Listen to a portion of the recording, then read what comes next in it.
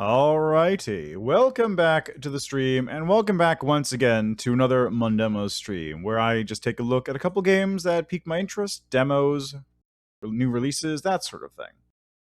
So, let's see, it's been a couple days since the last time I did one of these. I think it's been like 2 weeks, maybe longer. Elden Ring kind of got in there and smushed that up, and then after that point, it's just like, I don't even want it right now because of Elden Ring. Elden Ring does a lot of mental damage to me. Anyway, so first game we're starting off with is one I actually found on Saturday this week.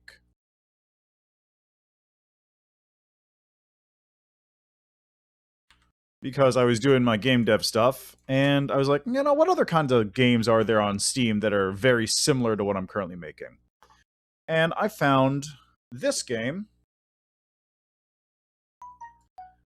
by the name of, let me see, is it on here? It is. Perfect. Alright, so I found this game by the name of... Oops, I completely forgot to put this thing up. Whoopsie. Hold on a second. I'm kind of off kilter today. There we go. Project Pong. So, Project Pong is just... It's not a free demo. This is not a free game. However, you can get it on Steam for $1. It is literally $1 on Steam, 99 cents. If it interests you, go pick it up and take a look. So, what this game is not supporting gamepad. Yeah, it only supports mouse from the looks of things. Oh, wait, is it not capturing right? God damn it, it's not capturing right. Okay, hold on a second. This is a problem I have to work with on occasion. So, turn off that one. Go to window capture. Oop, nope, not that one. Project Pong. There we go. That should... Yeah, there we go. So now you can see I'm... Well, actually, you can't see the mouse, but you can see I'm clicking on things. So, Project Pong is just... It's a very little teeny game that's just... It's Pong. But it has some extra stuff going on in it, which interested me. So I decided, you know, why not take a look at the game, see what's up, see what's in it. Because I'm making a Pong clone, so I figure, you know, I might as well see what some of the competition is like. Press W and S or arrows to move. Alright.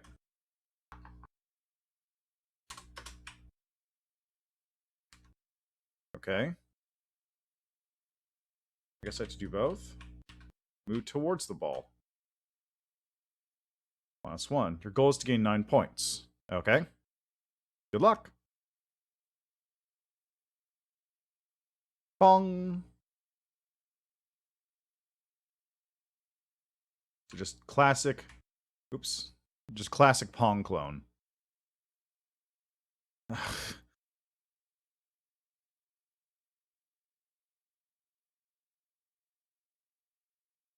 Come on. Okay.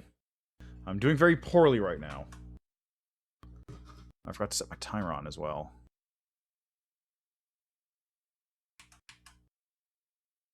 So, there we go. Kind of wish there were sound effects of any kind. Are there really no sounds? Options. There's no sounds for some reason. I'm not hearing anything.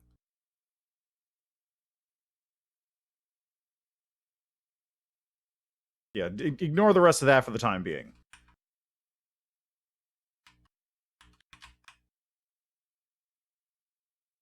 Okay, goals to gain 9 points. Let's go. Good luck. Thanks. 1 and Pong. Wait a minute. I think the AI is cheating a little bit. No, it just has analog controls, whereas I don't. That's what's going on. I have digital controls, it has analog. So it can appropriately move itself, but it looks like its max speed is the same as mine.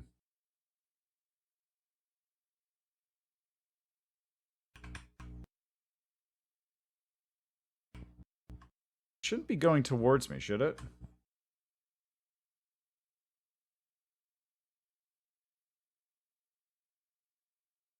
Ah.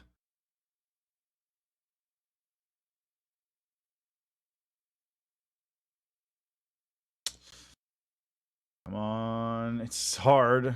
Oh, I got him. Somehow I cheated that one.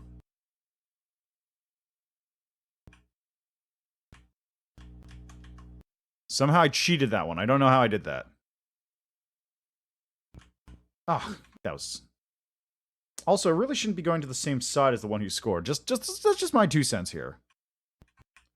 Oh. Oh. This is hard.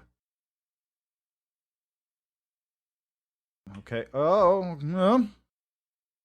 Okay. Seriously, why isn't it making any noise? Oh. Player 2 wins. Okay, I think I got it now. Come on.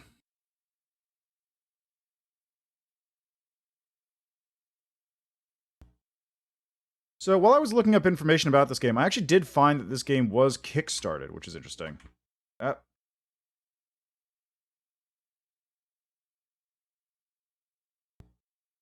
So this game did actually have a successful Kickstarter. They weren't asking for much, granted, but they did actually have a successful Kickstarter, which is interesting. So you're currently looking at the working result of a Kickstarter game which came out in 2000.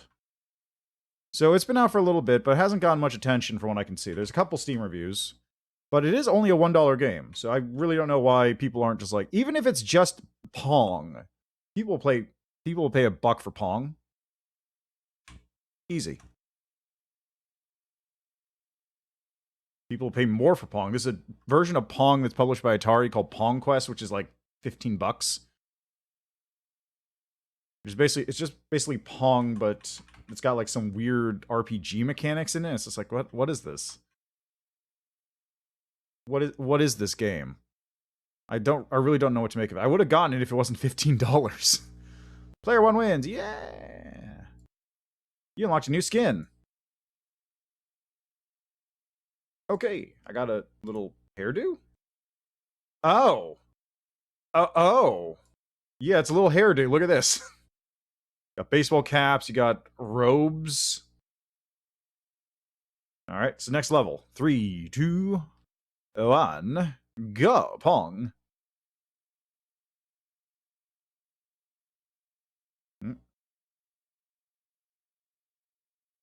Not sure what the difference is between this level and the last one. Ah.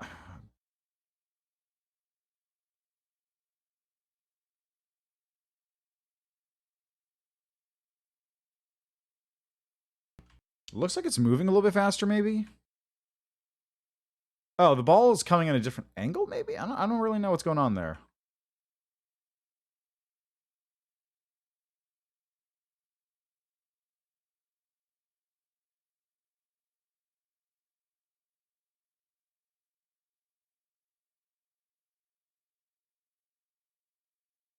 There we go. Ah.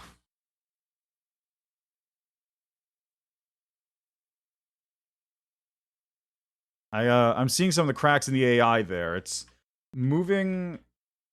It seems like it's moving in the same direction as the ball, not to where the ball is. Like, if the ball moves up, then it's moving... Then it moves up. If the ball moves down, it moves down. Regardless of the ball's actual position on the field. Yeah, like that, see?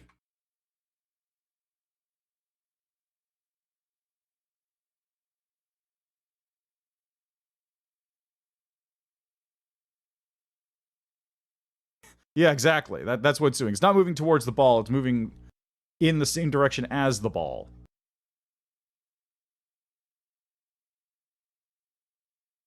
So I guess I just have to do 2 of these games? I just have to prove I can win at Pong?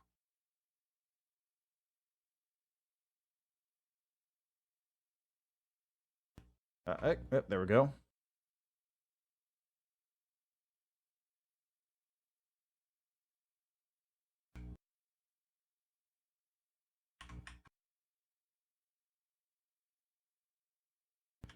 Ah. Ah. Ah.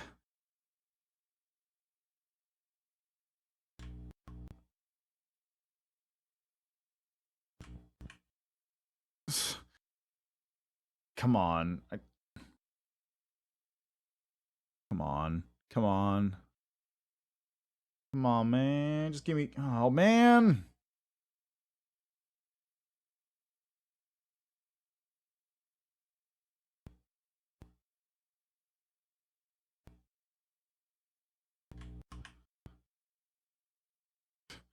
Jeez.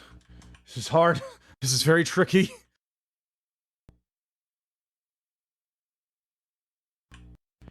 I think the AI may be slightly harder in this one. It looks like it's not moving in the same direction as the ball. It's actually correcting a little bit to hit the ball if it gets close enough. So this one is actually like a more challenging AI because it's actually moving a little bit to correct itself when it hits the balls. Basically, when the ball comes close enough, it will correct its angle to hit the ball. As opposed to before, where it would literally just stand in one place if the ball was moving straight across.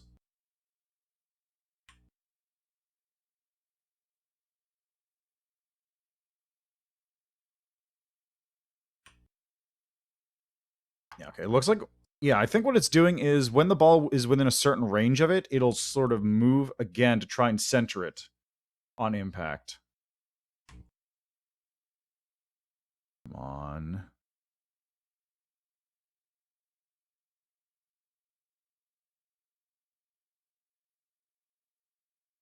Oh, man, this is hard. Yeah, so it's trying to move to center the impact just before impact, which gives it that little flick at the very end there. It also means that I can't just, like, abuse the AI. Oh, come on! That was totally in. Yeah, like that. It's actually moving to intercept when it gets close enough, which is actually a problem because it's able to move fast enough to intercept. Okay, let me reset that one. So while I can appreciate, like, it's a good, solid Pong, like, it's running well, and it's hard to not make it run well. It's running at, like, it's running at 60, it feels like. It's smooth. Does it come across? It doesn't come across as smooth on the stream, unfortunately, because for some reason it's capturing at a lower frame rate. But it is running at, like, a good 60 on my screen. It's very smooth. One problem is that it does take a minute before you can even get into the stuff that the game... Whoops, I full screened it by accident. It is taking a minute before it even gets into the stuff that the game is sort of advertising as selling features, which is a problem. Because I've been going for at least 10 minutes now, and I still haven't hit any of the new stuff in the main level structure. And I know there's new stuff. It was on the store page. There's a bunch of it, but, like, it needs... You need to get in there earlier, or at least have the option to, like, sort of skip this to a certain degree. Oh, crap.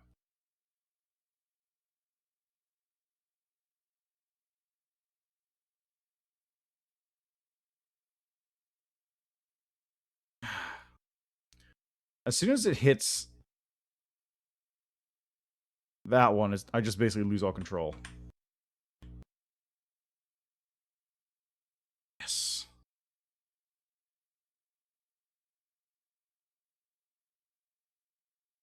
Oh. Come on. Yes.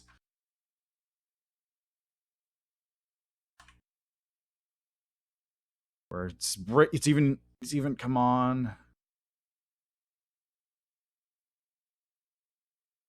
Oh, I feel like it can move faster than mine. I definitely feel like the enemy paddle can move faster than mine. Enemy paddle? Opponent paddle, whatever. Yeah, it definitely feels like it's able to move faster.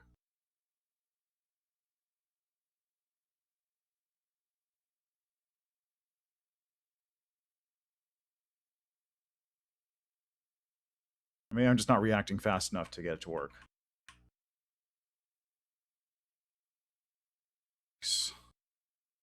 Ah, every time I misplace it right at the very end there.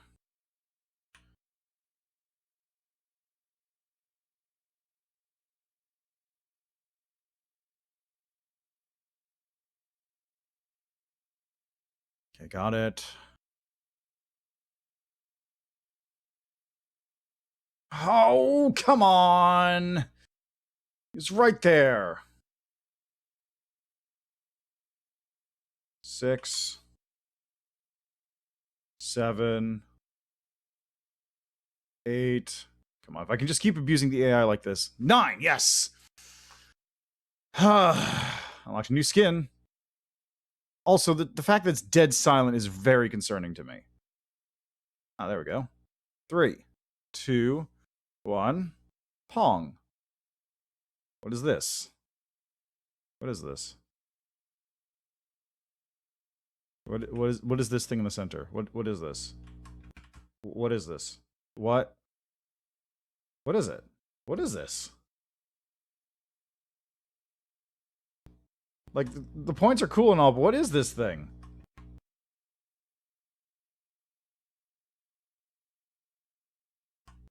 What is this thing? I'm trying to hit it. It's somehow managing to avoid it every single time.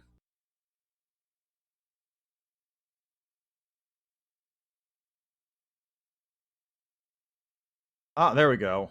Wait, what? Excuse me?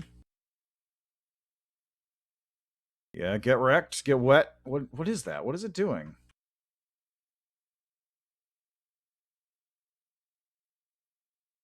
Oh, it's slowing him down on that side. He actually moves slower if you have more water. Got it. Okay. Yeah, okay. So that's a very punishing addition to the game, to say the least.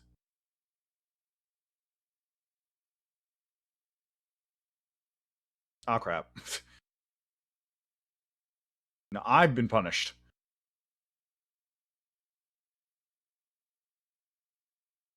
8.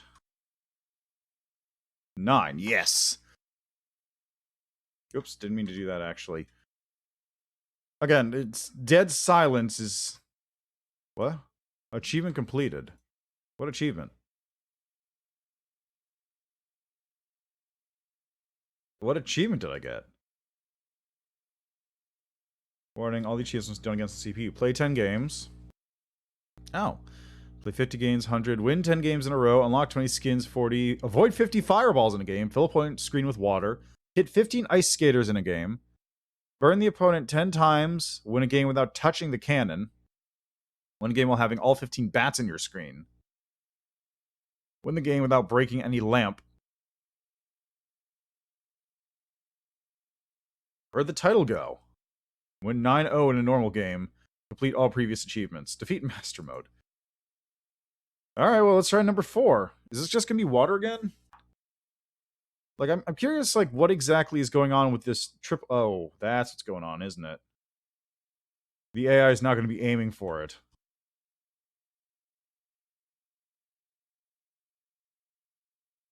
Yeah, get wet.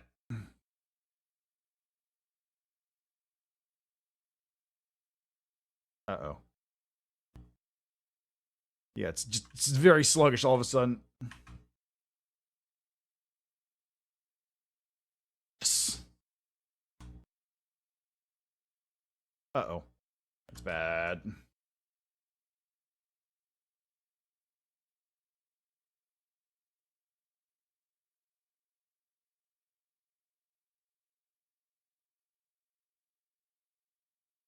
Oh, come on!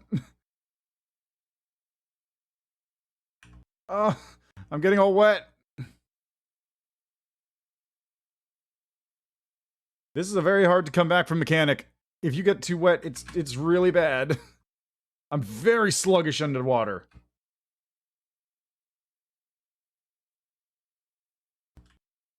I'm trying to hit the thing, but it's very hard. Oh my god, it's so sluggish. It's so bad. It's so bad. You have no idea how bad this is. Oh. Almost had that one.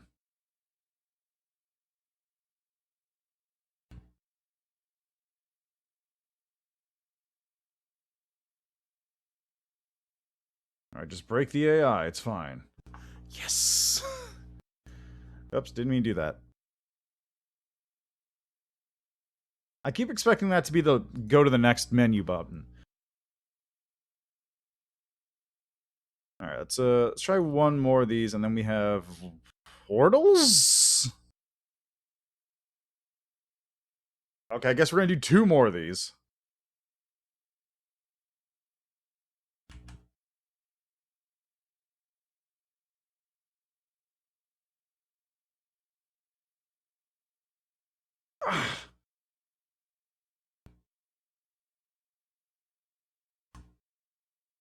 Got it. So you like getting wet. Oh, that was a mistake. Oh, come on.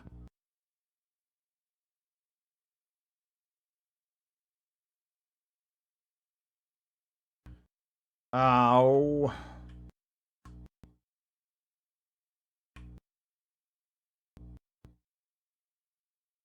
Okay, now I get to just sit here and abuse the AI for a second. Oh, it's so hard.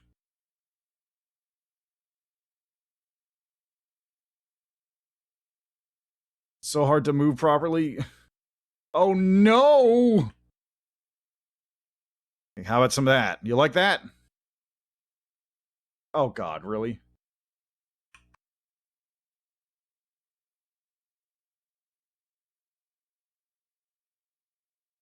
Oh, come on, man. What do I do about this? I'm completely underwater now. Have some water. Get wet.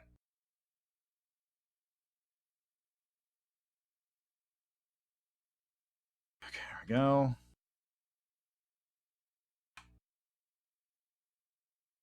A little bit more water in there just to make it more fun. And now that I know this hits that.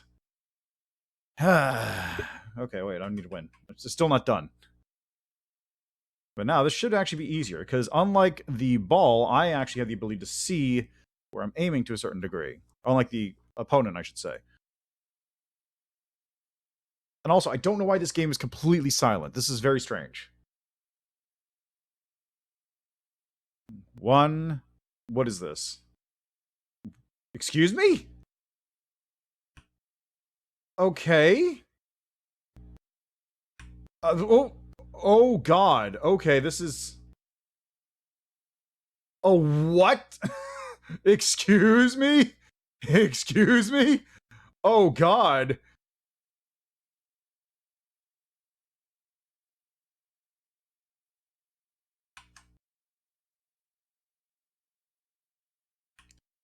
Okay. Get wrecked. Yeah, oh, okay, never mind. Okay, I'm gonna get wrecked.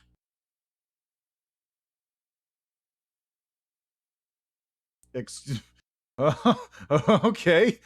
Okay then. That was interesting. Yes, this okay, this does add a couple wrinkles into it, doesn't it?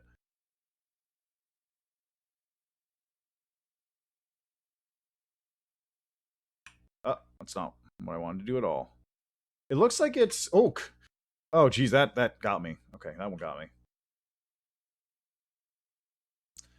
I'm trying to figure out what angle this thing actually pops them out at, because it seems to be like at a weird angle. It's not random. It's definitely like based on the bounce of the ball somehow, but I don't know how.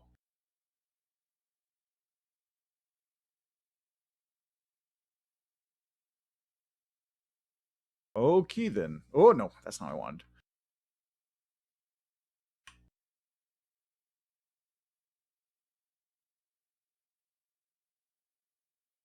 And through the portal you go. Oh, fuck, that got me. That one got me. Okay, we're good, we're good. That one got me pretty good.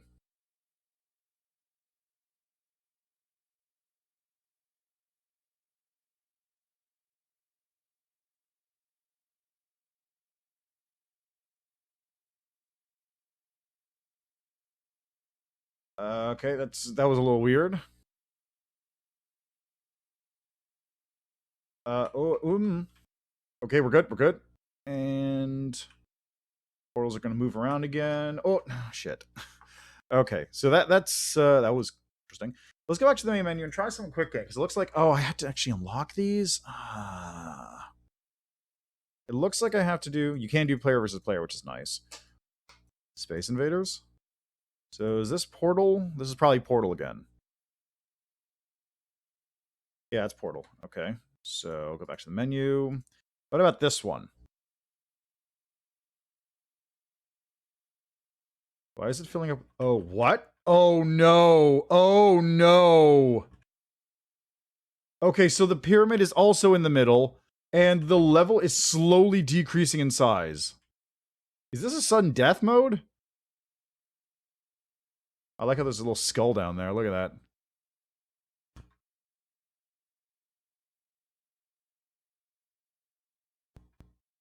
It's maybe like a... Oh, it actually goes back down. Okay. Oh, Christ. This is actually hard to keep track of. Because now I have more space to take care of every time it goes. Oh, this is a little wacky.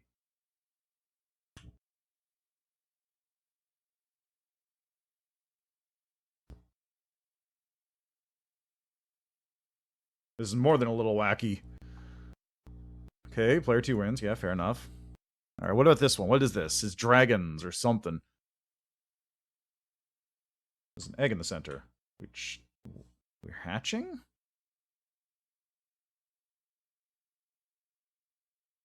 What's going on with this? Also, why do we have life? What's going on with that? Why is there life?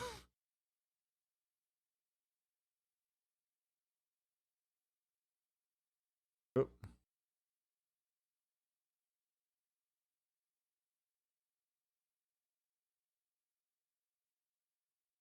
Excuse me? Excuse... Oh god, really? Really? Well, what happens if I take damage?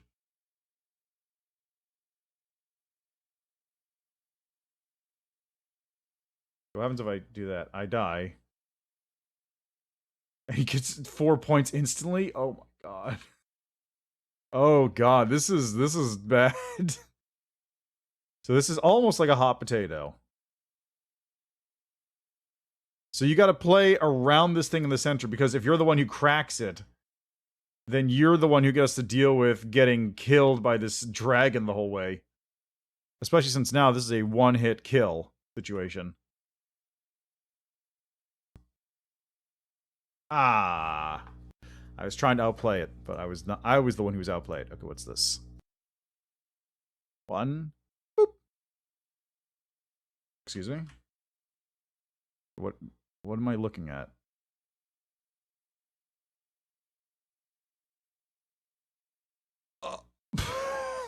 Okay. Okay, so it's basically the exact opposite. Or it's not the exact opposite, but it's very similar. And that now you play Pong while dodging this thing in order to try and shoot into your opponent's goal so that you get the points. Like this.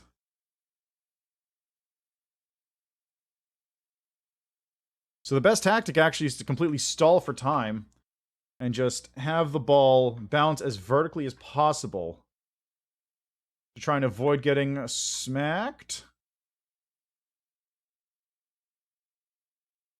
Oh god, I missed it. Okay, that's fine, I guess. Oh, come on.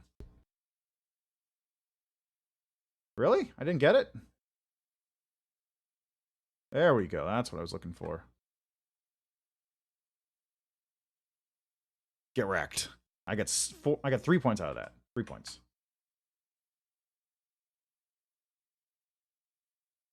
Okay, now I smack it. It's your turn to get hit.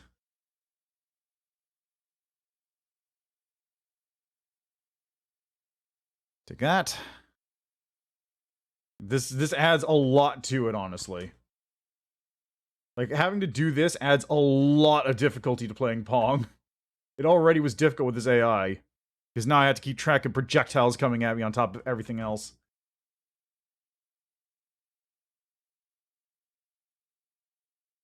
Okay, there we go. Oh no! Shit. I was so close. If I managed to hold out for another second, it could have been killed. Oh. This is really cool. I like this. This is actually very impressive. So my only problem with this is that you do have to like work your way through 3 levels of Pong each time before you can get to the different stuff. Like there's whatever this is, there's cogs, there's whatever this is over here, there's a thing off to the side here that I don't even know what it is. There's this stuff here, paint, ghost, Pong, snakes, the Matrix, and then final Pong over here. Like I would say just for my 2 cents, I understand locking the stuff behind progression, but at the same time, if you're buying a game which is advertising all these different modes of Pong, like different variations and all that stuff, you want to be able to actually like play all of those without having to invest a bunch of time into it. If you just want to like download the game for $1, pop it on, just go, hey, you want to play some wacky Pong, and then play Ghost Pong, whatever that is. Like that's cool. But you're not able to do so because you do have to unlock Ghost Pong by going through probably like 15 levels of other kind of Pong.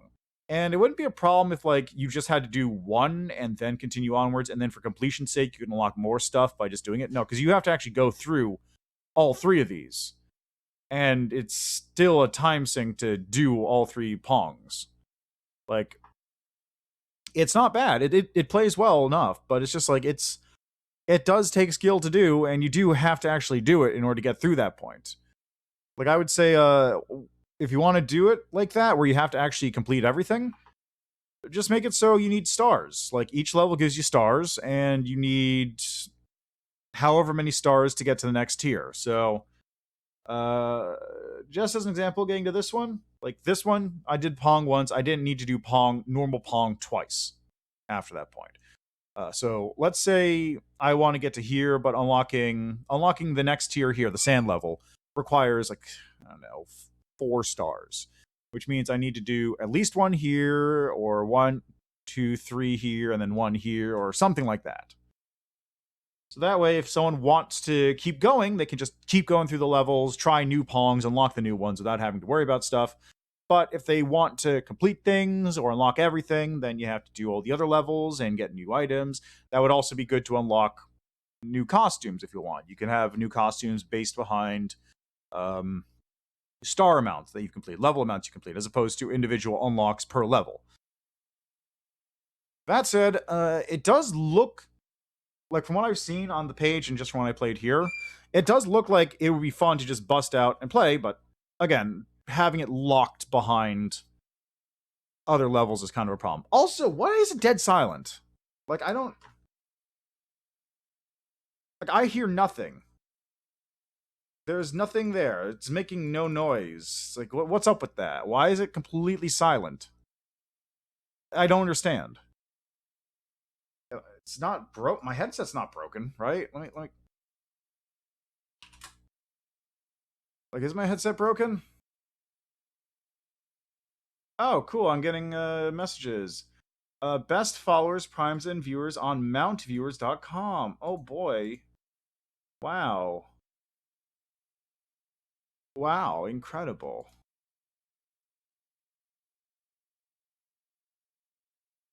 Message me twice for this.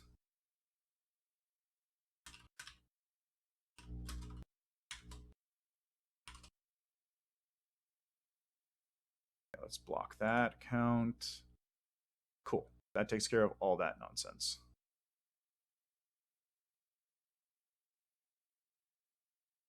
All right. Yeah, I don't understand why this game is dead silent. It's very strange. Also, I like how there's water at the bottom now to sort of indicate that I've already done it. Like, let me check something here. Is it just me? Is my headset off? Let's go here. Animutation here. There's the animutation stream. Let's just play that for a second. Fire. Starting to piss me off again. Okay, no, that's clearly working. Just this game is dead silent. I don't know why. It's bizarre. I've never seen this happen. Like, I'm gonna go to my sound settings here. Actually, the volume mixer. Maybe it's outputting to a different...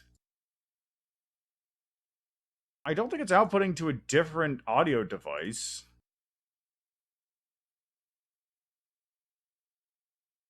And I can't control that anyway, because there's no controls for that as to where it would go, but it should just be outputting to my speakers, and it's not. Straight up not. Yeah, no, it's not outputting to anything. I don't understand what's wrong with the game. Like, this actually seems broken. Alright, anyway, that's Project Pong. Interesting little game, and I can't... Again, none of these are, like, a huge problem, because it is only $1. Like, I've already got my enjoyment out of it just from playing it right now. Like, in this 30 minutes I played of it, I got plenty of enjoyment out of it for the $1 I spent. Just... I wish it was easier to unlock everything so you could actually play things a la carte. Which, you don't need to force people to play through it. If you're not doing, like, some kind of weird story thing or anything like that, just have them available. And then they can do the levels to unlock stuff if they want. Okay? Just, like, look at all this stuff. If I want all this stuff, if I want to look like this punk rock dude, I can do the levels to unlock it, or I can do whatever to get these guys or whatever. But let me just play... Let me play games with my friends without having to play the entirety of the game to get to that point. If you really want, you can log off like this one, because that's probably the final boss one. Like, log off any secret ones until you beat the game, and just like have a little note that says play the levels to get there. But at least make it easier for me to show off the game and go, hey, look, this is cool, check it out. And they can, my friends or whatever can go, wow, that's cool, I'll buy it too. Just do that much. I don't think that's too much to ask. All right. Anyway, on to the next game.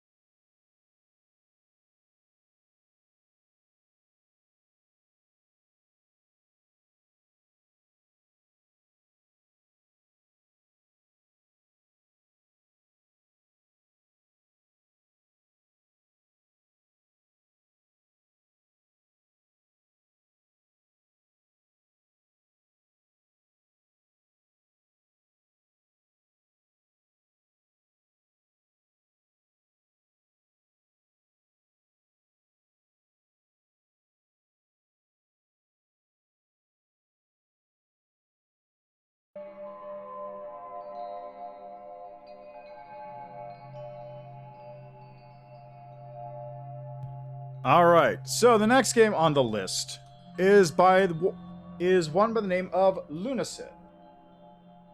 Also, I'm just gonna really quickly move my controller down here because I don't think I'm using it here either. So, Lunacid is a game that says it's sort of trying to emulate the style of FromSoft games. And by FromSoft games, I mean like old FromSoft games. Games like Kingsfield. Where it's, and not old FromSoft games like Armored Core, which I wish people would remember. I mean, people did remember it enough for Daemon X Machina to come out, and then that game, like, has such a terrible story that it actively hurts the game. Alright, so, aesthetic, Midnight, VHS, PSX, Vaporwave, Silent, Clean. I kind of want to go with this one, but Vaporwave definitely not, no matter what. Yeah, let's go with Midnight. Quality, lowest, low, normal. Those are really the three options. Oh, look at the pixels! Look at this!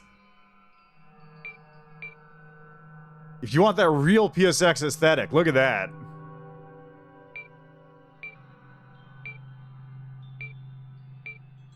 Full screen, yes. Screen resolution, I don't think I need to worry about that. Gamma, game volume. Okay, good. Well, let's get to it, shall we?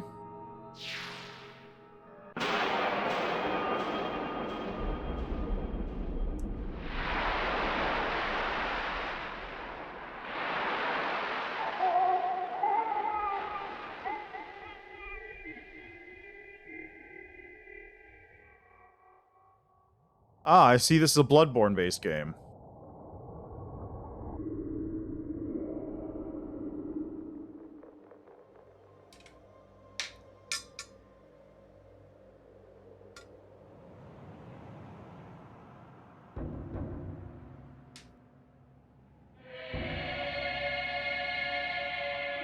Yarnum circa 2002.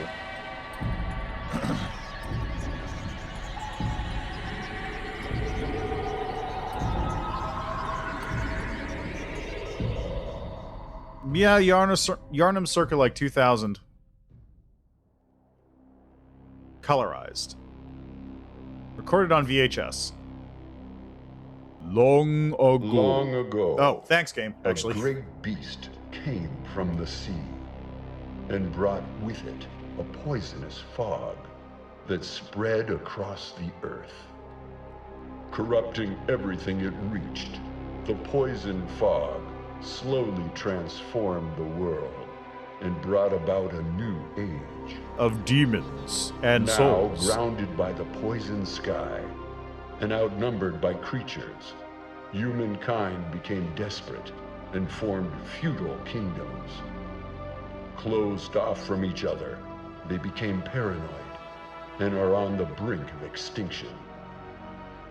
Those deemed undesirable, such as criminals or the ill, are cast out, banished into the depths of the Great Well. We call it Blighttown. A pit of the diseased and undead. The Great Well is said to have but one door to the surface.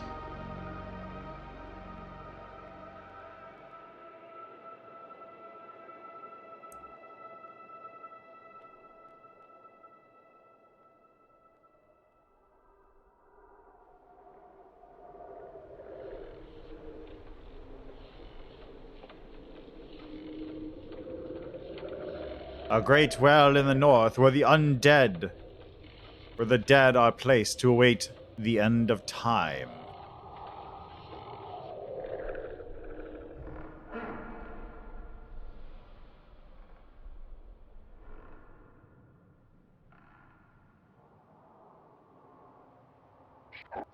Wretched thief. Thinking of stealing your life back. Belong to the depths now. That seems a bit unnecessary.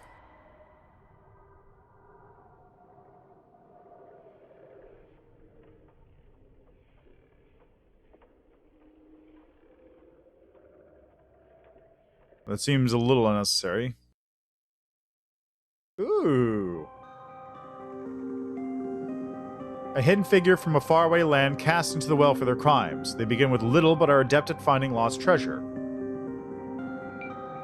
A valiant warrior, steadfast and determined, albeit lost without a king. They excel at combat and find glory in violence. A cunning magic user with a penchant for the dark. They thrive with the waxing of the moon and feed off their own lunacy. A bloodthirsty creature of the night. Awakened by hunger, they are replenished by the shedding of blood but weakened from fire. A discarded corpse, unwanted by the world above, yet highly resistant and stubborn. A child of noble birth, inexperienced but well-equipped otherwise. Their lineage foretelling of importance. A nurturing healer, on a pilgrimage to help those who are lost in the Great Well. They put others first, for better or for worse. A silent, deadly shadow sent into the well to assassinate. They care not for the corpses left behind, only those ahead. A waste of flesh, notable for nothing, lest the dust it leaves behind. They have nothing to lose, driven forward only self-loathing.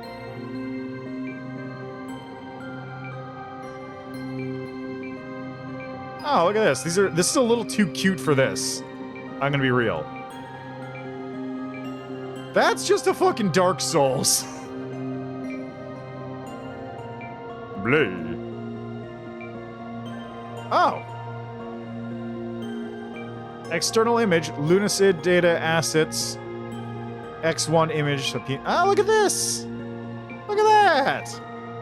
That's cool. I like that.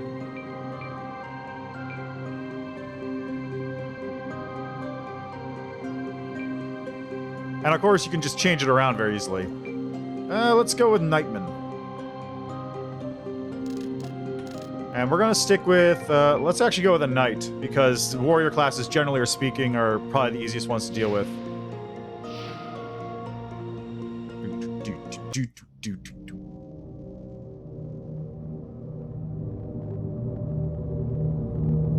My hand.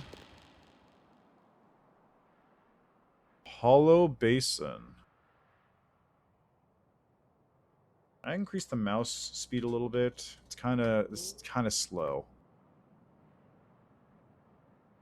Okay, well, I'm going to increase it with my... I have a mouse button that increases the speed, so that'll do. Space is jump. Shift is walk. Seems like nothing else I have does anything. Oh, tab is how you do this. Ah, sensitivity. There we go. That's what I want. I want to, like, up it to there, I guess. 12. Let's make it 90. Ah, much better.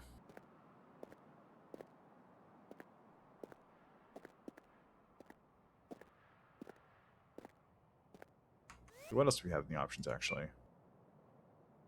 Game volume quality, lowest. Why did I set it to lowest? Full screen, yes. Screen resolution. Left, right, hand, right. Invert Y, no. More. Compass style, none. Always run on. Happy self help. Show HUD. Footsteps class. They have different footsteps? Curious. There's my stats. I've got 0 lunacy. Whatever that means. Weapons. Magic rings. I don't have anything to equip. Quick items. Game manual. Mouse is look around. WASD is move. Left click is attack. Right click is block.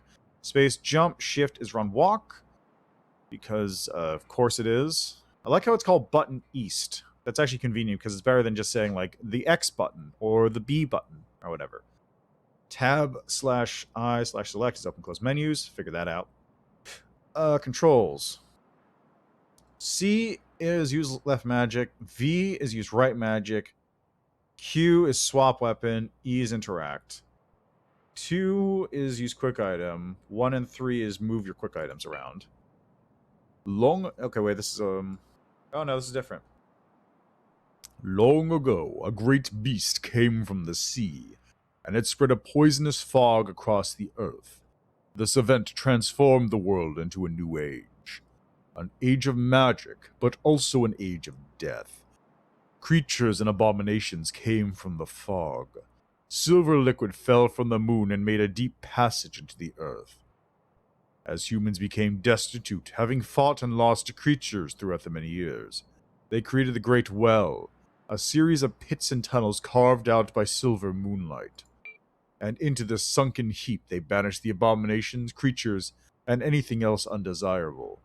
A simple thief, one who would steal back their life, has been thrown into this strange underworld. Combat consists of attacking, blocking, and magic. Use each often to your advantage. To attack with a weapon, simply hold the attack button and release. The further the power bar is charged, the more damage the attack will do. To block with a melee weapon, press the block button. You'll take less damage while blocking. Magic is cast by holding down the button and releasing it. Casting requires mana, which is recharged upon saving. Casting spells will also increase your lunacy. Oh, they've got a madness system. Lunacy causes magic to deal more damage. You take more damage and grants more XP. And lunacy buildup is affected by the real world moon phase? Excuse me? Oh, that's a new one. Okay, also, I'm going to check something here real quick. Lunacid. I think this is... Yeah, this is currently in early access. It literally released like a week ago. So, that's interesting. Does it actually...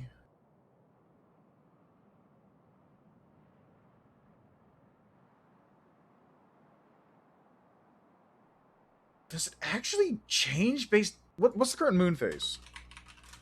Current moon phase is waning gibbous. Really, we hit a full moon just a couple days ago. Huh. Killing enemies grants XP displayed in percentage on the status screen.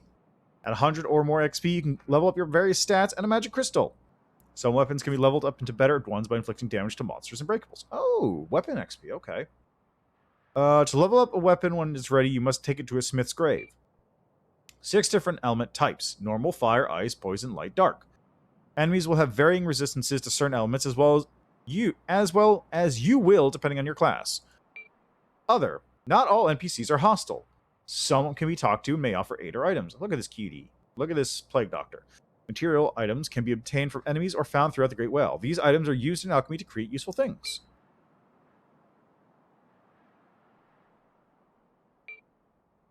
Cool. Sword of Blood. Count 3. Glowing red sword found in the darkness of Ajkas Jigro AI, and I want to leave this world. Haha, help me. I just need more text to fill these gaps in shots. Okay, so it's still early access, you can tell. I was not expecting to see that in the menu, though.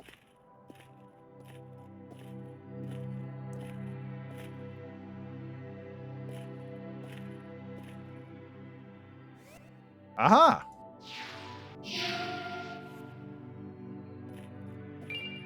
Replica sword acquired.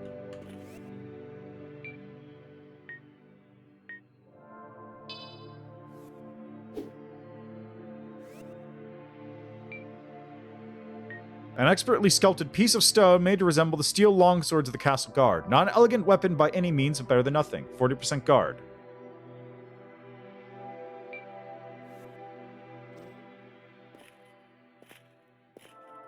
Okay, it's click. It's a click to hold guard. It's not.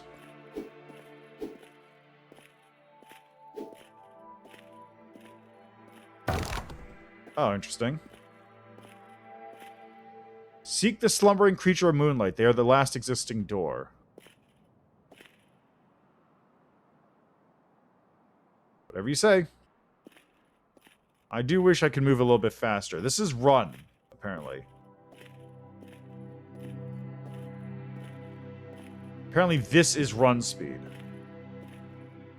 Because if I hold shift, it's walk speed, which is slower.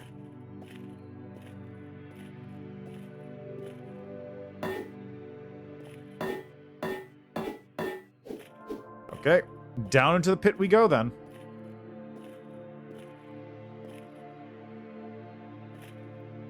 Is it doing an FOV change or am I moving? Okay, I am actually moving when I block. It's just a little teeny move back, but it's there. I wonder why.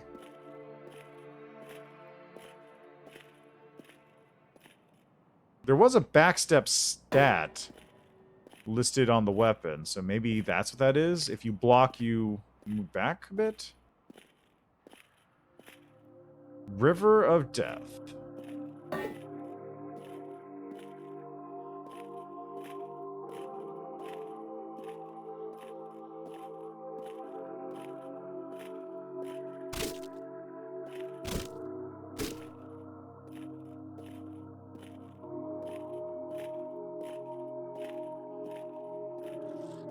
A slug! Or it's a snail. Yeah, that's the one. Got him. Interesting that the shell sticks around, but the snail doesn't.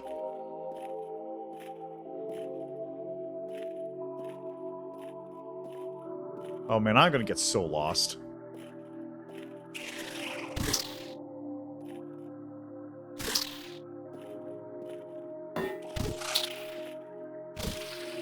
I'm gonna get so lost in this game.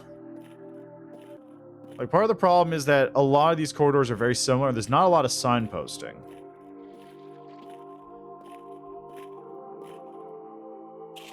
What is... What? Oh, this. Temple of Silence, Hollow Basin.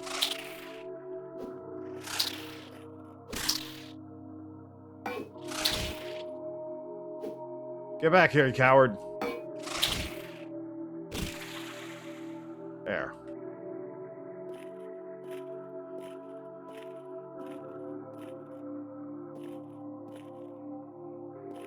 I guess I want to head back to the pit. I actually lost which way the pit was now. Oh, here it is. Oh god, I was just here. This is where I came in. Oh no. Okay, so where do I want to even go? I guess down? I either want to go up or down from here. It's hard to tell.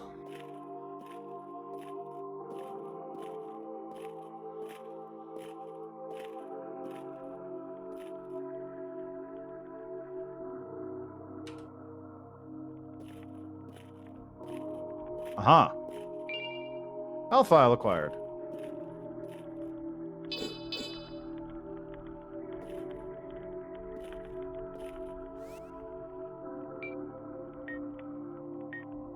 Golden vial of blood that fully recovers the drinker's vitality. Given to knights during the subterranean crusades, these vials remain a precious relic of that time. So then I want to press 2 to activate that. So I gotta make sure I don't do that automatically. Or by accident. Not automatic. Why did I say automatically? I guess it was sort of automatically because I'm just doing it on reflex, but I don't need to do it at the moment.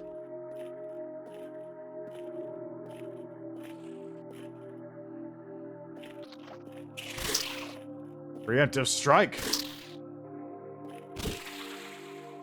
Did I mess up that snail's head?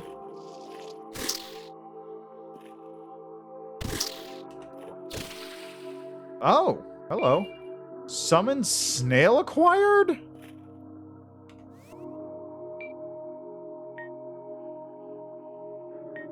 Summons a snail as a temporary familiar. Prevalent in most moist areas, these snails have grown larger from the seeping moonlight.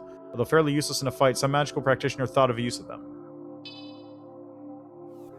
So now I can summon a snail by pressing C? I believe it's pressing C summons the snail.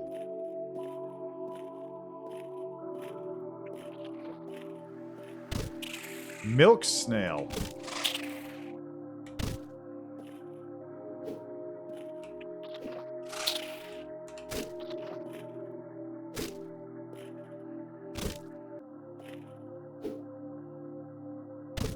Do they even have... Can it even hurt me anymore? I don't think I can. Once I cut off the head, it was unable to attack me.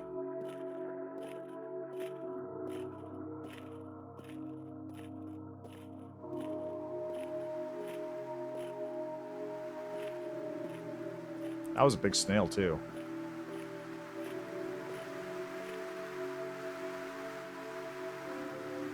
I can't tell if it's bright or if it's the weird moonlight stuff.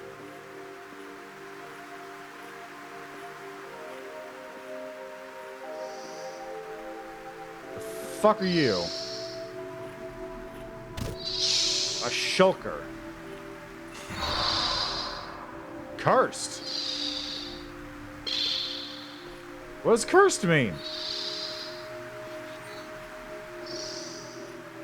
Well, I appear to be unable to attack, which is... There we go.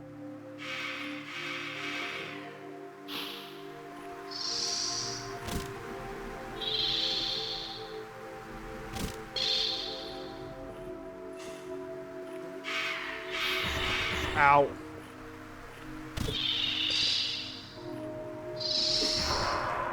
Oh, I'm cursed again. Oh, forget it. We're gonna have to deal with getting cursed every 2 seconds. It's probably not worth it. Ooh, a ring. Ghost light acquired. Summons a spectral orb of light that follows the caster for 45 seconds, useful for illuminating the depths of the well. That does seem useful.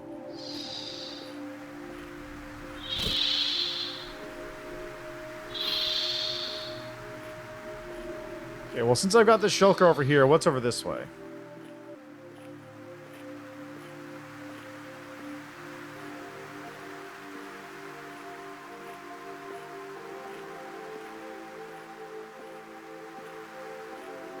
More shulkers in the side room.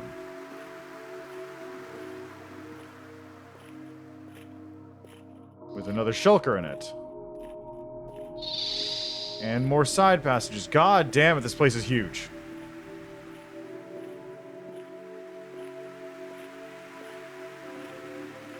But it has a health potion!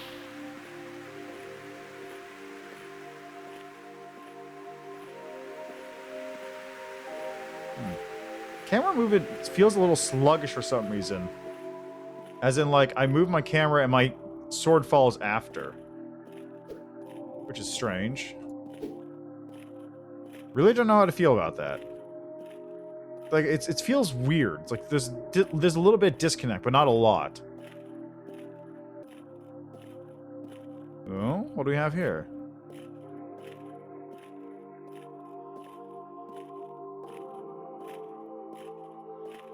Ooh, a chest. Flame Spear.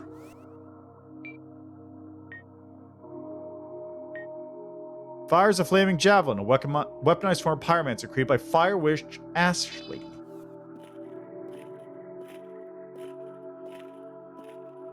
Oh, hi. Oh, you look a little lost. This area is called Hollow Basin. It's the highest reach point of the Great Well. It's also one of the safest areas of the Great Well, except, of course, Wing's Rest. Speaking of Wing's Rest, I can spirit you there if you want. Gotcha. One moment.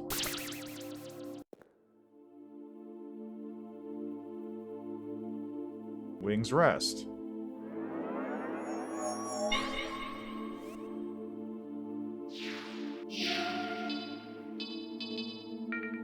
Oh! So there's 1, 2, 3, 4, 5, 6, 7, 8, 9 areas. Got it. Crystal shard acquired. Oh, good, it worked. Last time I tried that spell, it only worked about halfway. So this is Wing's Rest. It's an old temple of sorts made by a sect of holy monks. They were banished into the Great Well back during the Crusades. Although they're long gone, their protective magic still lingers. Take your time to relax here. If you want to head back out, use the crystal where you came in. Oh yeah.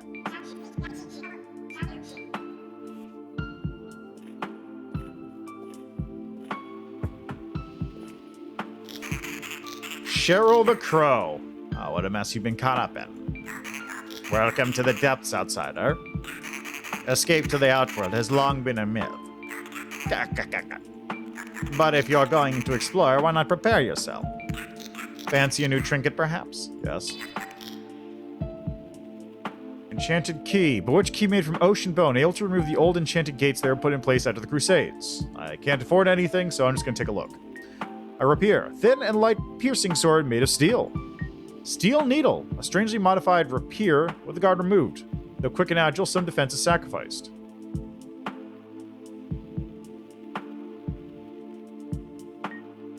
Yeah, so it has much less guard, but it does more damage in general. Basic ranged weapon. Health Vials. Mana Vials, a silver vial of liquid that fully recovers the drinker's magic ability. Made from the cranial fluid of magic adept beast during the birth of magic. Enchanted water that is used to cure all ailments, often very dilute, so the knights or clergymen will not be burned by the holy light, should they be less than saintly. Oh, that's a good detail. Antidote. Small vial of detoxified poison. Cures the drinker of any current poisonous afflictions. A simple but powerful device creates an explosion after 7 seconds that deals heavy fire damage to everything that surrounds it.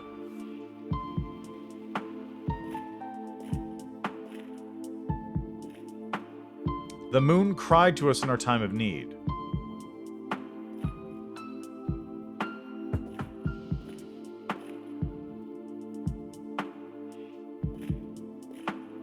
Skeleton bartender? Or skeletal bar patron? Well, hello there, Sonny. People call me Clive. That's not really my name. I seem to have lost it. My memory isn't quite what it used to be. But my bones are good. I stay young by drinking these little health tonics. Yeah, why don't you take some? You look a little meagly. Be careful, wandering depths. Not everything out there is as peaceful as a skeleton. Don't give up, skeleton. How you been? Be careful, wandering depths.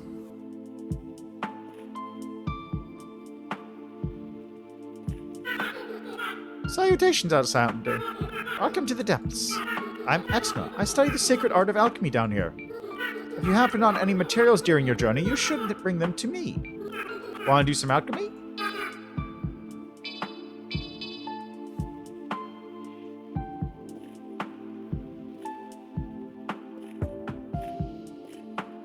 More drips of silver moonlight. Is everyone staring at me?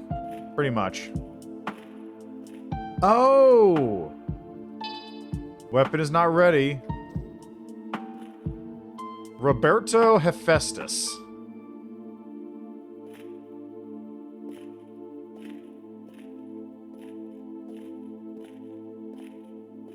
Okay, well, let's get back to it then. Now that I know I have a place to come back to. Wait, that's actually the real time. Why is it showing me the real time? Is that...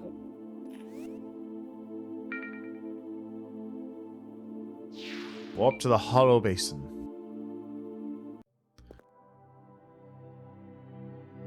Oh god, that... You know what that means? This entire level is a one-time through. You gotta go through the entire level in one shot. That's what this means.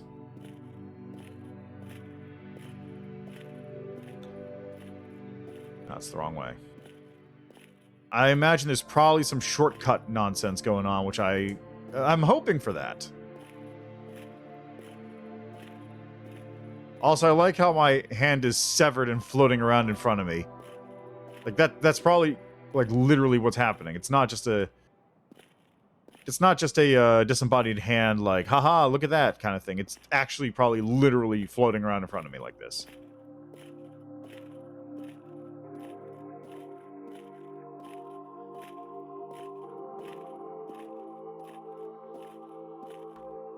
That one had the key door, so this way is where I want to go. Probably.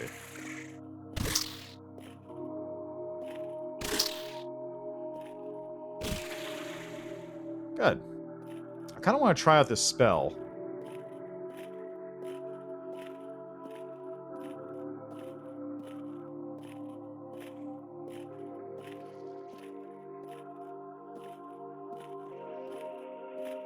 There's that milk snail.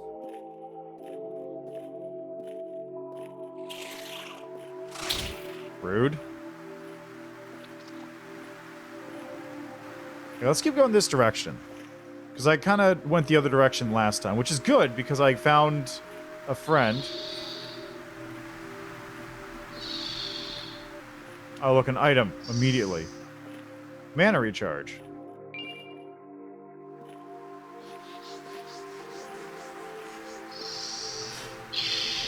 That didn't do enough damage at all. Okay, so it turns out there was in fact nothing over here. All right then.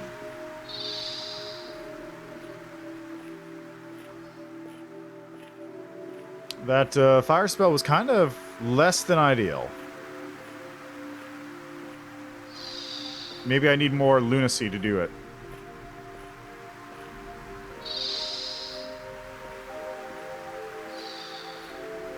Okay, what's over here? Nothing.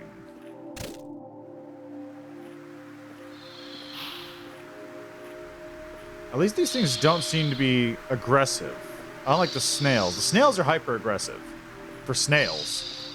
Those things just are whatever. They'll curse you if you get too close and try to hit them, but they won't attack you otherwise, it looks like. Which is nice, I appreciate that.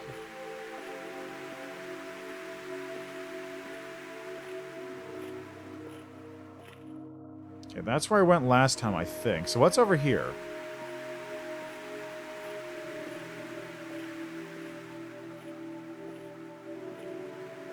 Nothing.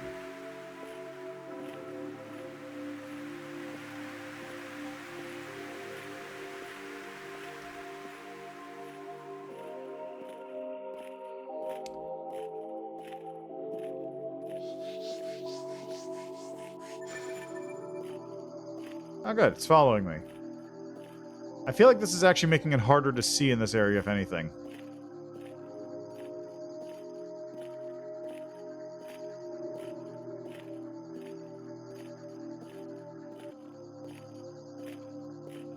Alright, I ran into... Was it Demi here? And this just opens up the path back, doesn't it?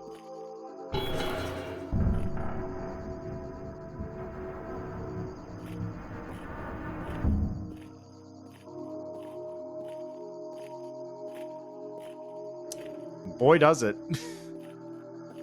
Figures.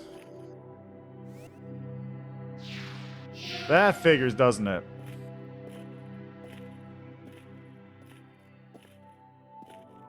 Okay, well, where can I go from here?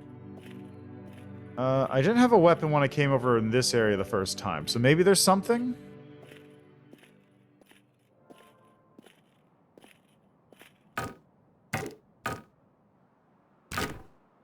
Yes, there is! 5 coins.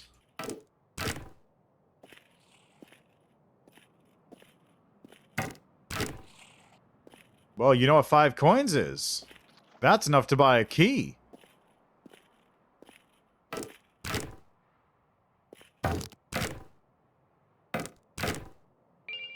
Ashes acquired. Ashes?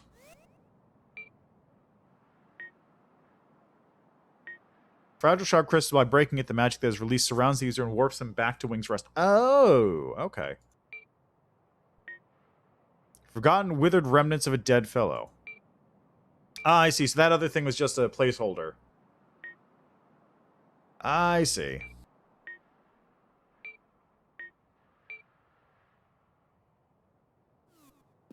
Alright, so we got a homeward bone.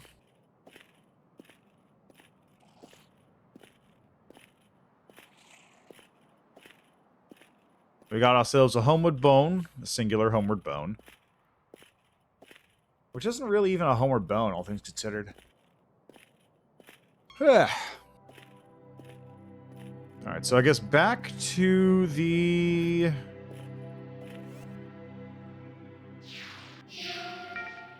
Back to Wing's Rest. Buy the whatever-macall-it. The key.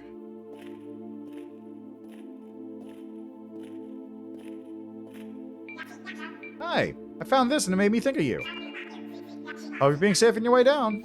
Remember, you can always come back here using the warp crystals.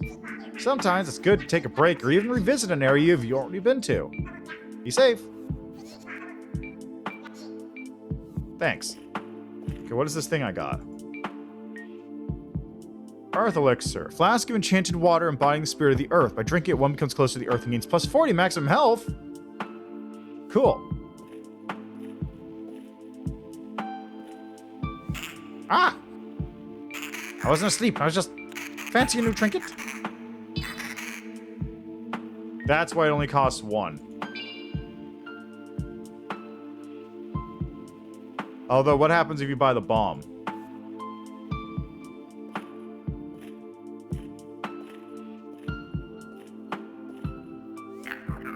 Say, did I ever tell you about those monks got banished here? Oh, my bad. Another time then. Wait, no you didn't. Way back during the Crusades, people of all sorts came down here with righteous fury.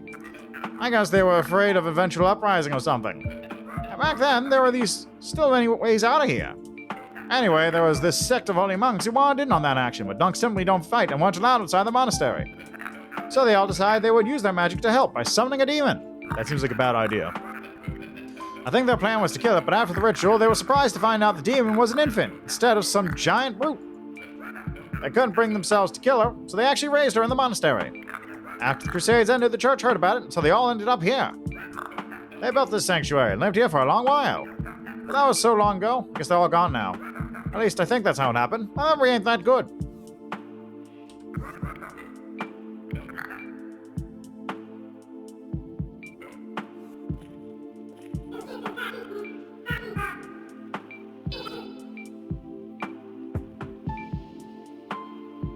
Okay, I need 3. Got it. Demon raised by monks, you say?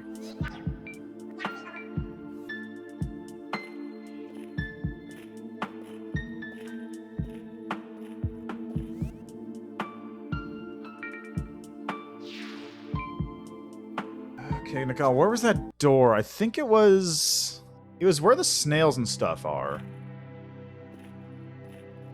And then I'd take a right or something instead of going left.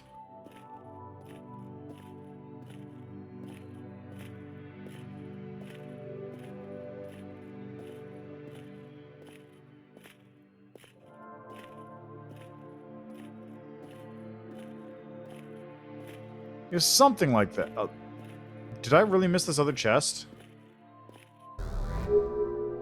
No, I got what was in it. It was just, it closes again.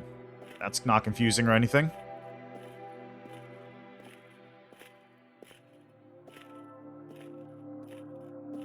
River of Death, Akuma KIRA.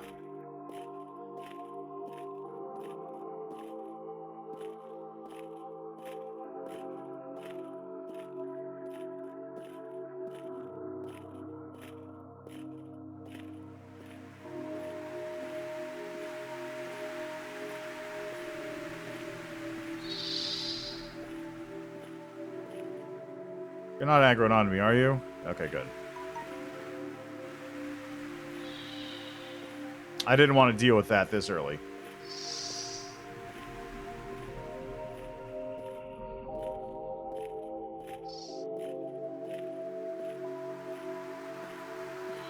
Where do you go from here? Is it this way? No. At least they're peaceful. They're kind of a hassle to deal otherwise. They have a lot of health, and also the curse is really annoying.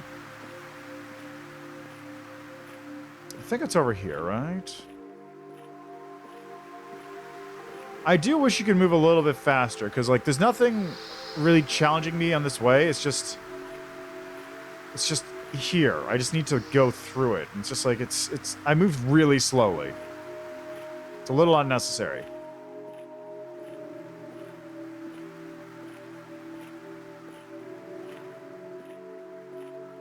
Milk snail. Seems like it's not aggro. The other snails are totally aggro. The milk snail's fine.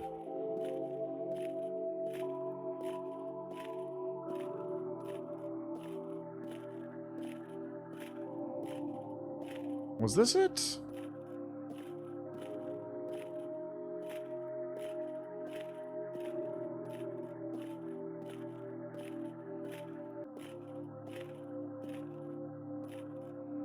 Oh god, I'm lost. Crap, completely looped back around. I think it's over this way, right? Yeah, 100% aggro. Yeah, that's what I thought. So as long as I destroy the head, I don't have to worry about the snails. They become a non-threat. Ah, here it was. Right, okay.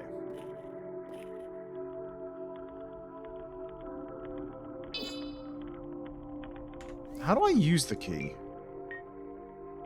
Enchanted key.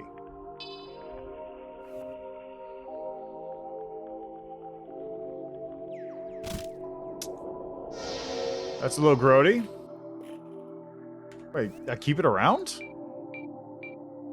I get to keep it?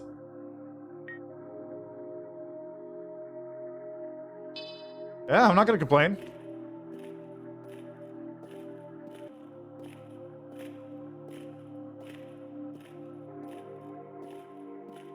Also, let me take a look. Lunacid 0%. Torch acquired. Crude torches like these are common within dark tunnels. It seems for as long as recorded history, people have sought to drive away the darkness that surrounds us.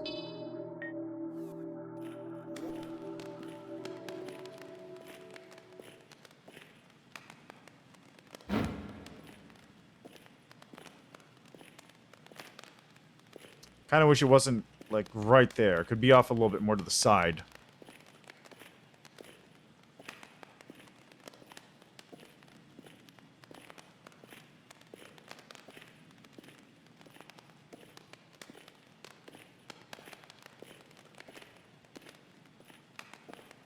Oh, it's getting dark.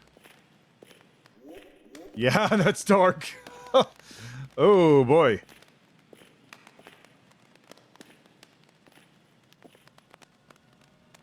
Cerebro Temple.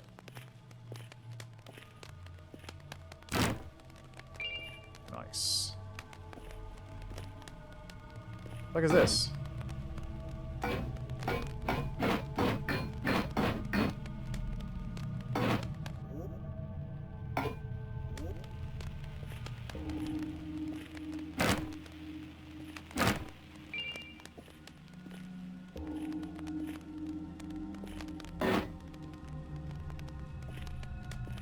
That one loaded in a little weird.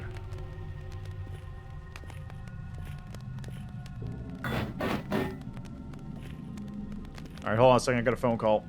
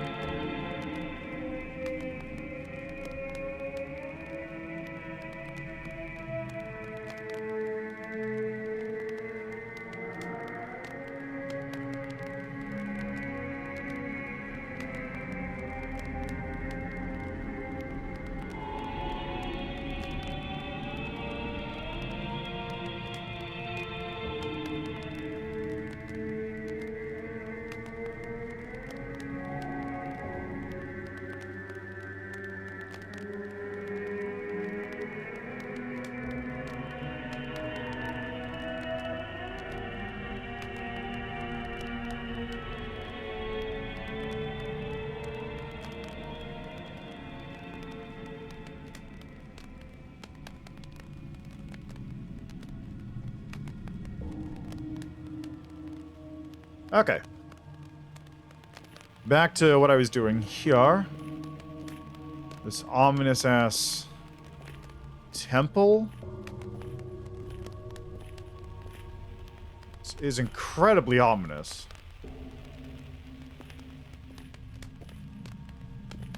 That one is giving off smoke. That's probably shortcut back.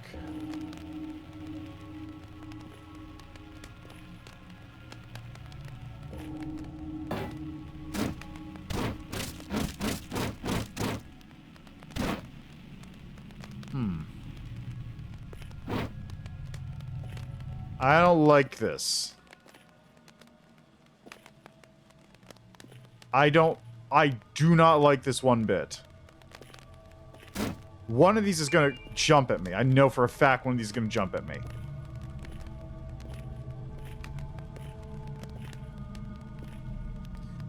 Okay, before I go anywhere else, I'm gonna check on that one room.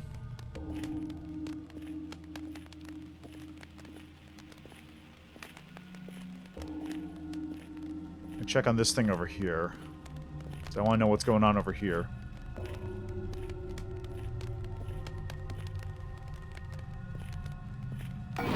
Another exit.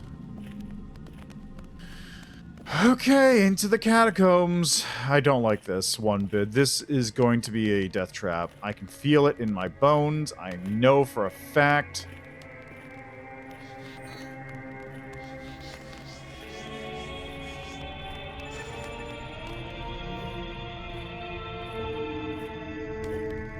Wow, that gives way less light than this torch.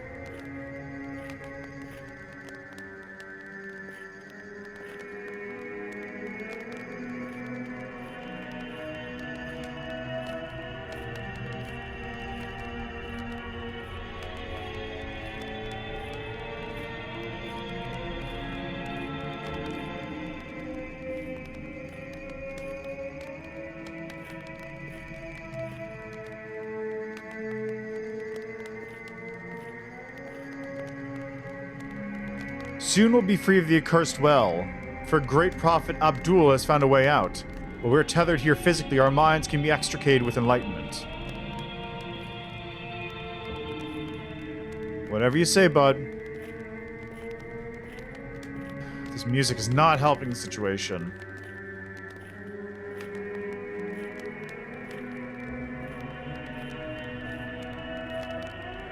Music is absolutely not helping the situation right now. Ritual dagger acquired. How good is it compared to my current weapon? Strange, wicked-looking instrument seems to not do much damage, as it was intended to make victims suffer by inflicting tiny piercing wounds which got inflicted from a poison coating the blade. So it's got poison. Speed is lower, damage is lower, but it's poison damage. Lower reach, lower guard, higher back step. Rust is lower. It's just a weaker weapon. Poison might be useful, though.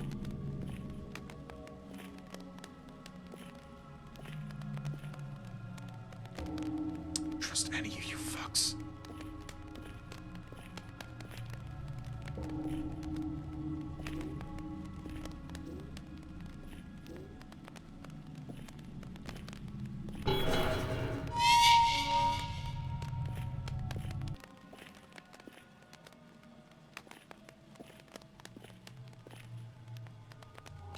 I knew it! Nope, don't like that one bit. No, thank you. It's a mummy. Ah, got him poisoned. Ooh, that's a pretty spicy poison. At least it doesn't last very long.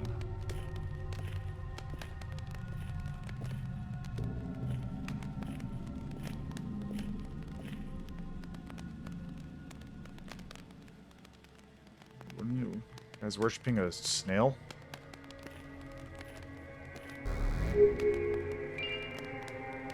Lithomancy. Hunger is to live, to consume is to die.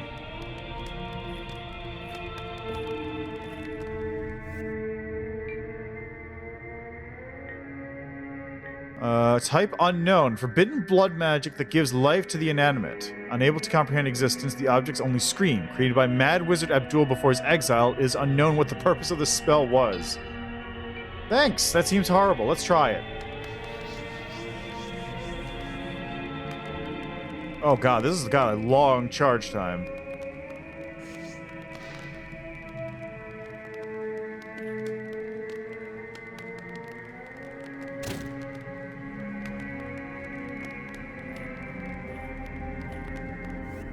Weird.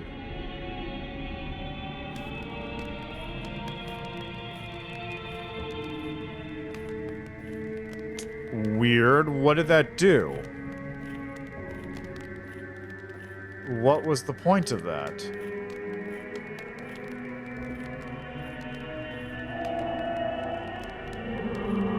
Excuse me, fellas. I'm just gonna skip on through.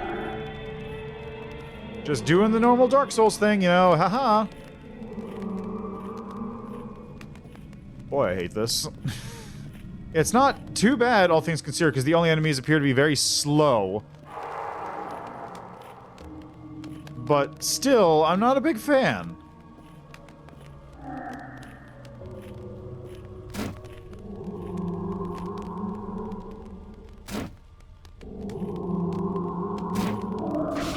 Oh, gee, that's a lot of health.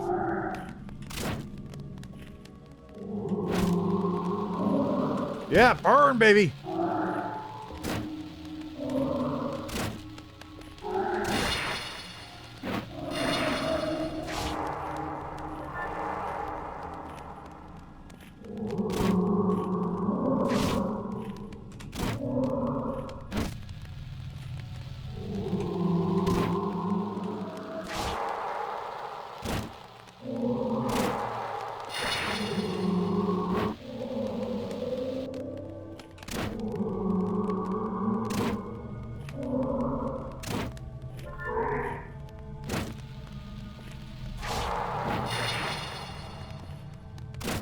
Oh, they don't have a mouth anymore. That's good.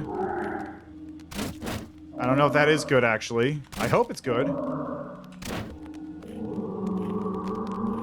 Maybe it means they can't cast?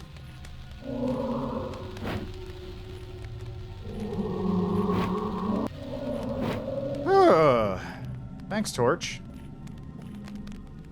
It appears the brain was removed, but the wounds were inflicted within the skull itself. It looks like the brain carved its own way out. Oh, that's even worse.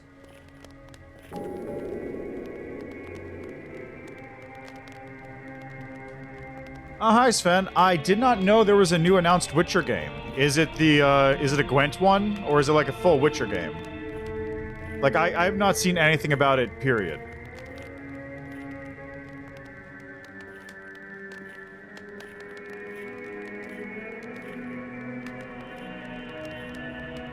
Oh god, they have weapons. Ah, this is worse.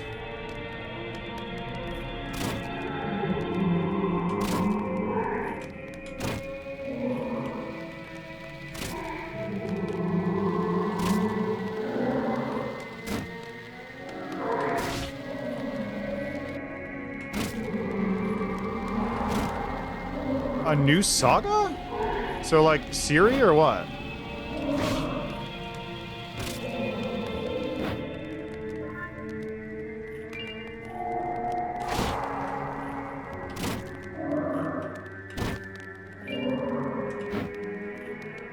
Epic partnership, interesting. So, like, the only good part of that is that I know for a fact it's not going to be Epic exclusive because CDPR has their own storefront, so it's not going to be locked to Epic, which is the best part of that. Oh, so it's another school. I mean, okay, so Epic partnership doesn't mean much. It probably just means that they're going to be on EGS, but it's still going to be available on GOG because that would be incredibly stupid if they didn't have it on GOG. And I'm not really sure what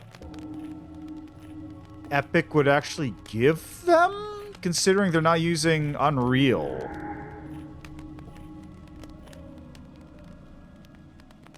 Yeah, it could be. If I had to guess, just completely unsubstantiated guess, it might be something like... Whoop, sick. It might be, because Lynx wasn't a normal school, was it?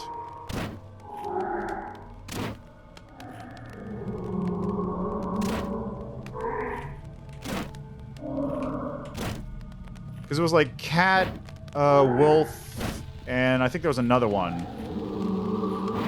But they're only like those ones. This torch is really good. Possibly? It might be that. It sounds like it might be a new school. Well, it is a new school, clearly, but it sounds like it might be like one they're creating just for this game. Unless it was in the books, because it could have been in the books. Oh, God. Let me think. I just... The part where there's an Epic partnership is confusing me because I have no idea what an Epic partnership would even consist of for Witcher games. Because they don't run on... It's like, it's running on the Red Engine. So it's going to be using CDP... It's going to be using, probably the stuff they were using for Cyberpunk. Which I guess they also would have been using for Witcher 3. So I don't know. I really don't know what to make of that. Ooh, a shield. Nice. Oh, it's not using the Red Engine? Oh, okay. Well, in that case, that explains why it's a partnership with Epic. Blood wine.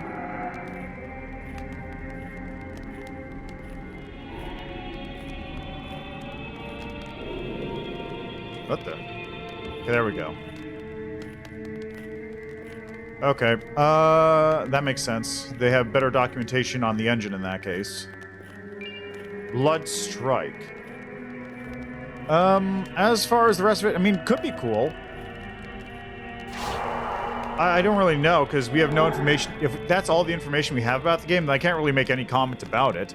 I do think it's probably a little too soon to be making a new Witcher game, though, given that they just came off the tails of Cyberpunk, and that game still isn't finished. Like, by their own admission, that game still is not done, I believe.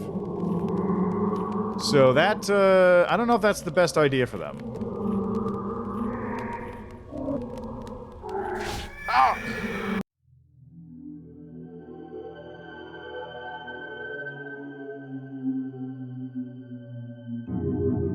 Game over? Oh. Okay. Wow. Really? Really? Okay, then. So that's a whole thing, huh? They just confirmed DLCs for Witcher or Cyberpunk?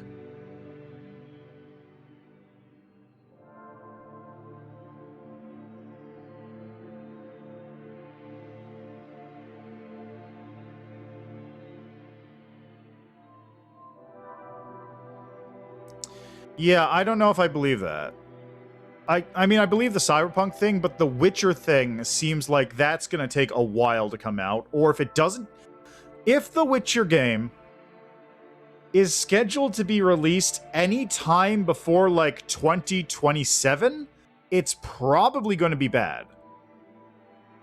Because Cyberpunk still needs a lot of work. I haven't tried out the 1.5 patch. I heard that fixes a bunch, but, like, it still needs work from where it currently is. And if they're splitting their resources between fixing Cyberpunk and playing and making a new Witcher game, that is not going to go well. The tweet, let me take a look.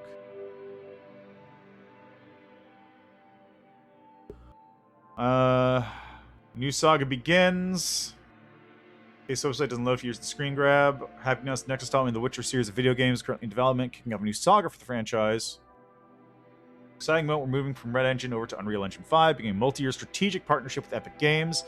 It covers not only licensing, but technical development of Unreal Engine 5, as well as potential future visions of Unreal Engine where relevant. Interesting.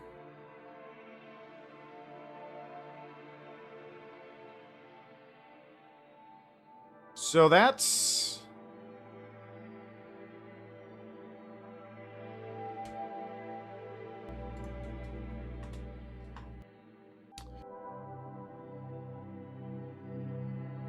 That's curious, because that implies they're actually going to have a hand in, like, helping Unreal Engine develop.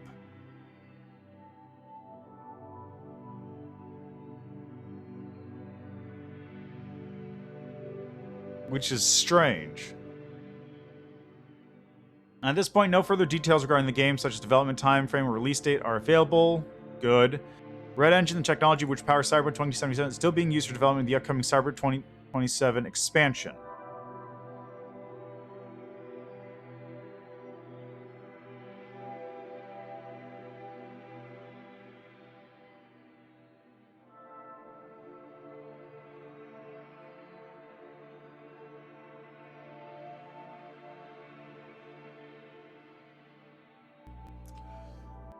Yeah. Okay, so it's good that they're not doing that. So I would guess, just from looking at this, they're probably trying to... Okay, they're not avoiding doing another Cyberpunk, clearly, because they just announced it despite not having a release date. What this feels like to me, though, is it feels like what this is going to be more of a tech... I don't know if tech demo is the right word. Tech... It feels like it's going to be more of a technological experimentation process for CDPR. Because they're going to be working on this version of The Witcher in a brand new engine. But it says they're working with Epic Games to develop Unreal Engine 5 as well. So this may be... If I had to guess, this is probably going to be... This is probably Epic trying to sell Unreal Engine 5, because right now I don't think anything is using it. Like, I played the Matrix demo, which was using Unreal Engine 5, and I think this is them trying to, like, push it as a big sell game. Like, this is what you can make with our new engine. And CDPR, as a result of being the game that's doing that, will be like, okay, this is what you can fix with this is what you can do to make it easier, blah, blah, blah, which will help them develop the engine and refine it. That makes sense. What doesn't make sense to me is why are they announcing it? Unless this is also part of the marketing thing to push Unreal Engine 5. Like, it doesn't really make sense to me why they're announcing it now when they have nothing, as far as I can tell. I mean, it says it's in development, but, like, they have this image of the Lynx school or whatever. And they're just announcing, like, yeah, we're starting work on it, but also we're still working on Cyberpunk, which doesn't fill me with confidence for either thing at the moment. Because Cyberpunk still has development time done on it. Unless this is literally just, like, incredibly exploratory, like, first probes into Unreal Engine 5, where they're just building Geralt and running him around a field or whatever. Running him around the Unreal field.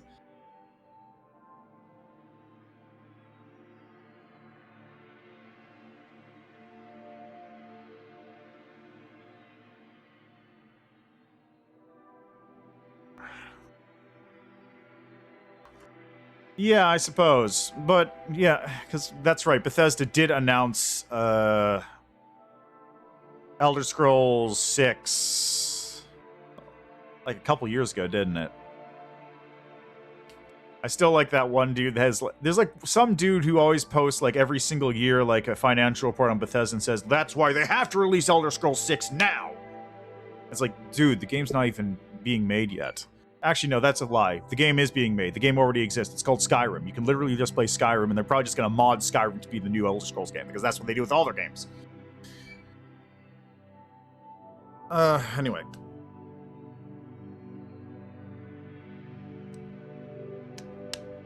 I would say this probably will be fine as long as the release date for this game is in the distant future, so that they actually have... Yeah, exactly, because it's just a weird thing, and then just like, why did they announce it? They announced it with nothing.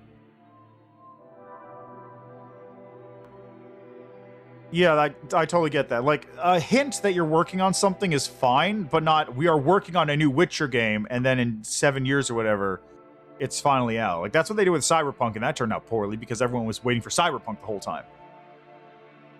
Because now people are going to be, like, on the hype train for this, and they're going to, like, show us The Witcher, and then they're going to have to show The Witcher, and they're going to go, like, oh, this isn't what I want, fix it, and they're going to have to fix it, and it's going to keep getting worse and worse and worse, until eventually it's bad.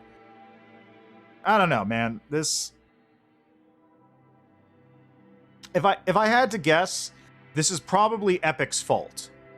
Fault is a strong word, but I'm guessing this is probably Epic pushing them to announce this partnership. Which is why they can't just say, we're working with Epic now. Because people are going to go, what's up with that? What does that mean? So they have to go, we're working on Epic. We're working with Epic on a new Witcher game, but then it's like, it's probably Epic's fault.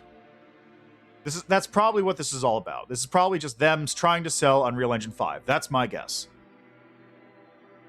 Anyway, that's an interesting little tidbit of news.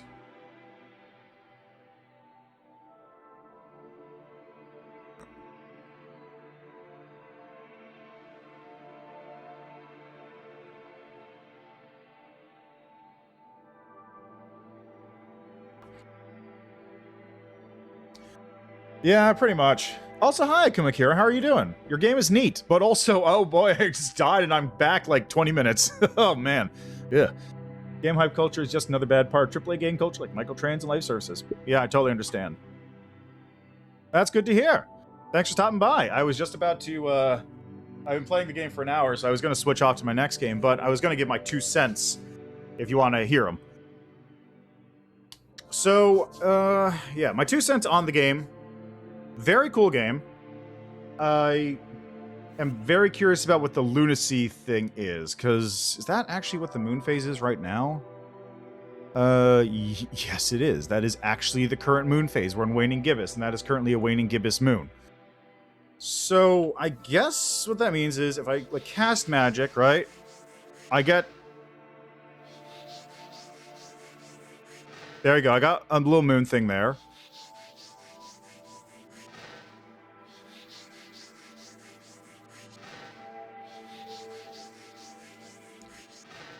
Yeah, I saw that. I was just trying to figure out exactly. Oh, that's one thing. It actually never tells you how to get to the manual. Like it mentioned leveling magic. Lunacy causes magic to do more damage. You take more damage, grants more XP. Lunacy buildup is affected by the real world moon phase. So it is obviously right there. That is the real world moon phase. But then I'm kind of unsure as to why it's different. Because I guess that one spell...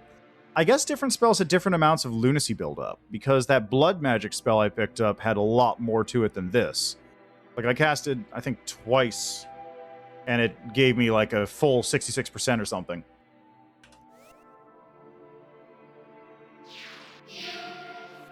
But, build... Ah! Okay. So higher casting spells will cast more. That makes sense. Why is my bar not full? Oh, that might be a visual glitch.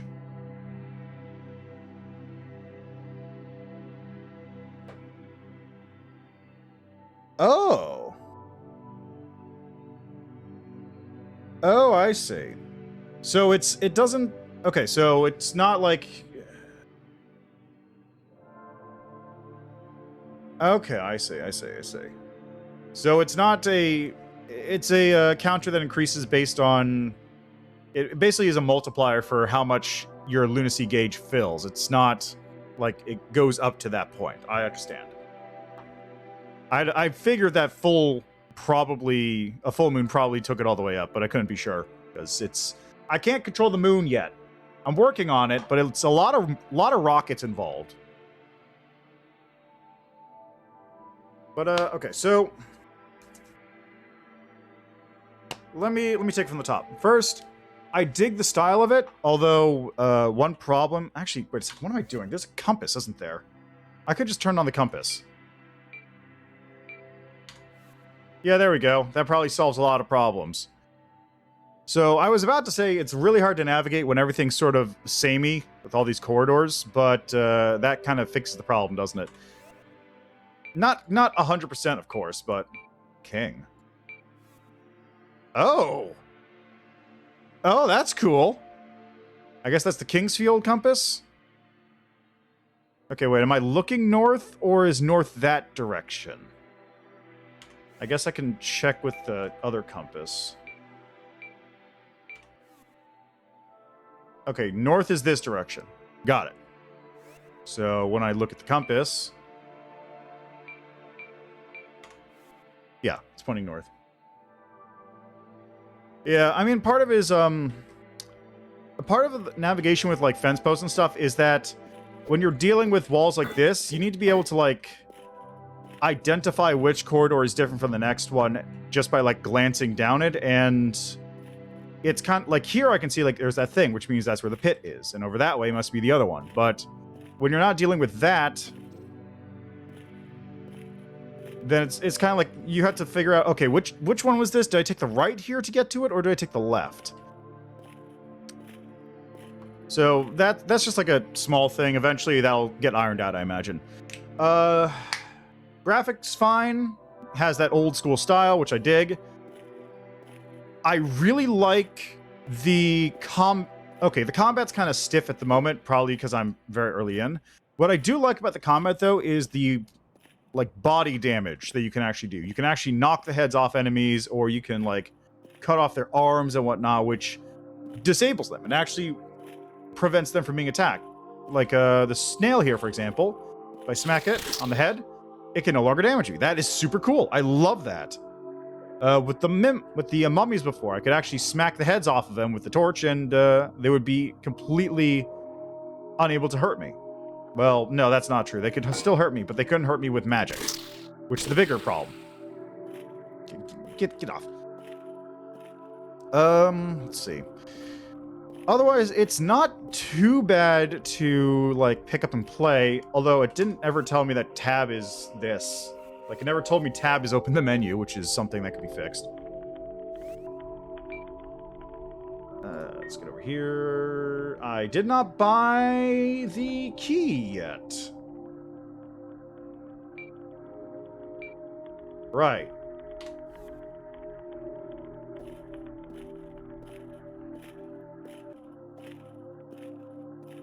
As far as anything else goes, let me see. Combat's fine. I like the positional damage on enemies. Navigation's a bit wonky at times just because of how saving everything looks. Difficulty is reasonable-ish, although I kind of wish there was a point earlier on where I had died and gone, oh, okay, so... Wait, I need to go the other direction. Okay, so it's a game over kind of game, not a return to start kind of game. That would have been nice to know beforehand, but I can deal with that, because it's still early on. Just, I kind of wish I'd known about that prior to going into a dungeon and getting lost, and then dying to mummies. Anything else? Not really. I mean, other than that, it seems fine, honestly. And it is only like a $7 game, which is... This is incredible for $7. Like, anything that I've got, like, a problem with is... Yeah, exactly. NPC dialogue. Hello. Thank you, Demi. Sometimes good to take a break. Is that a couch? Yeah! Oh, yeah, that's... Right, I could have used crystal shards. Oh, no, there we go.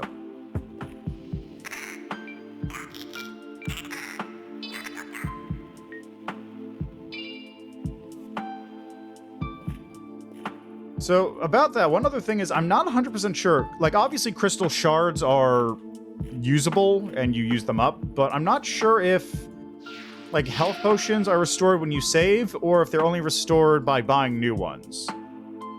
I guess I can find out right... No, I guess I can't. Do I have a mana potion? Do I have a mana potion? I do.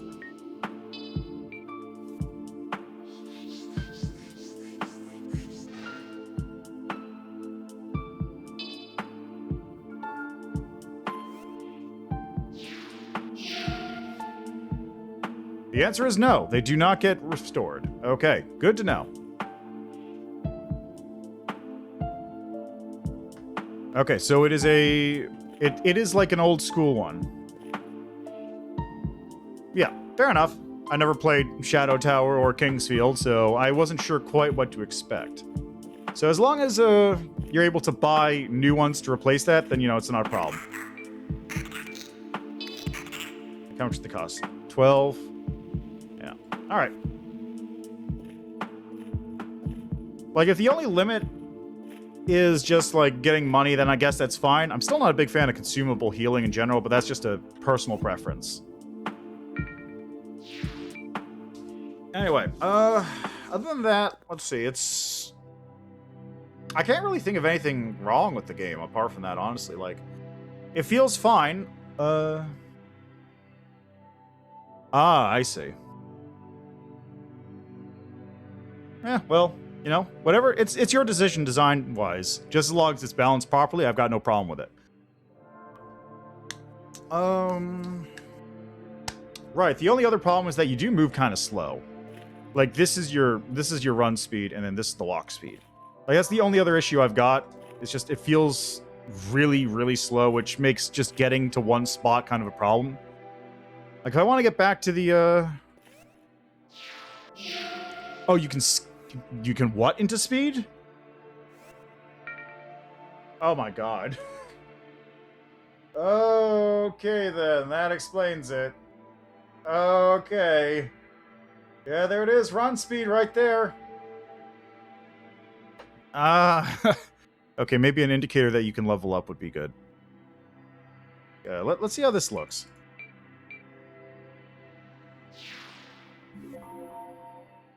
It's a little bit faster. It's not It's not significantly faster right now, but it is... Okay, actually, it is significantly faster. It's not, like, very much significantly faster, but it is significantly faster. Currently uncapped speed? I will say, just one thing to point out. Speedruns... If you have uncapped speed, you could just... It gives speedrun a very literal meaning in that case. Get this injector key. Equip. Oh, I have 0. Okay, that's how that works. So it's just an empty spot on my bar now.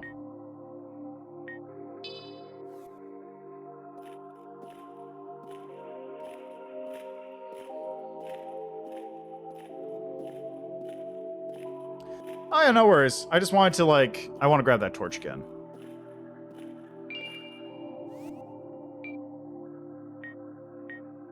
Like, I am enjoying my time with the game. Don't get me wrong. Just, dying in the middle of the dungeon and then going back, like, 20 minutes kind of took a little bit of my... Kind of knocked the wind out of me a little bit. I really do dig this game. You're doing good work. I will, I probably won't play it again for a little bit, but when it's, like, in a full release, I'll definitely check this out. Or I might come back to it earlier than that point, you know. Kind of depends on if it's an early access game where it's going to be like, oh yeah, no, you can just keep playing and just keep going onwards, or if it's going to be like, okay, you got to start from the beginning because everything has changed kind of release. Because those happen a lot. Which, Hades was a big one. Anyway, I will leave that there, though. So, that has been Lunacid. Very interesting game. Definitely check it out. Like I said, it's only like $7 on Steam. Yeah, it's $7 on Steam. Definitely give that a go. Especially if you're a fan of, like, first-person, old-school dungeon crawlers. They're kind of... Okay, they aren't going to hold your hand. It's not going to hold your hand. It's very much not holding my hand right now. The only hand I'm holding is my own hand, which is floating about 2 feet in front of my face.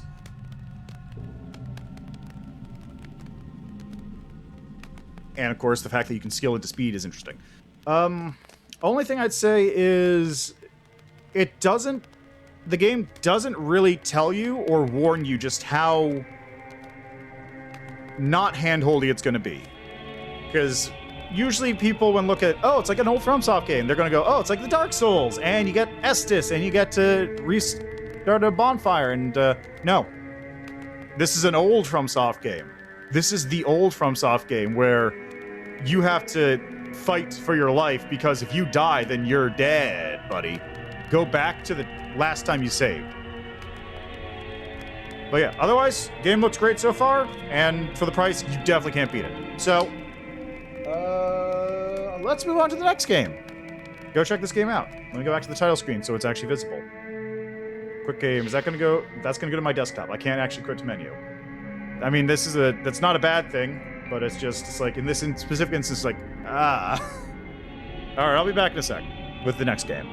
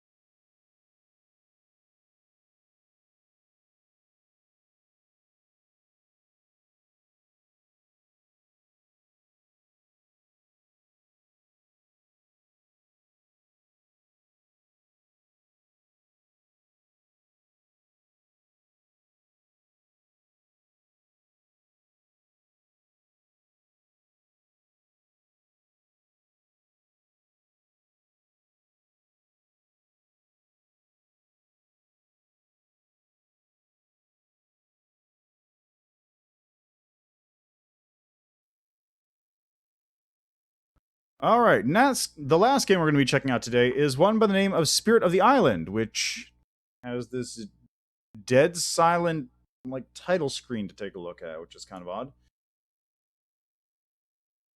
Also being published by Meta and created by 1 Million Bits Horde, funded by Kickstarter. That's 2 Kickstarter games today. So, this game, according to the Steam page, is like a... It's like a... It's not a survival. It's like a Stardew Valley kind of thing where you're on a deserted island, you're building up your home, but you're also making it more appealing to tourists to make it like a tropical resort kind of thing, is what it looks like. So let's give that a shot.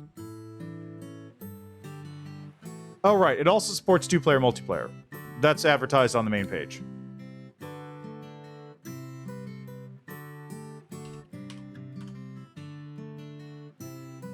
Property name. Let's call it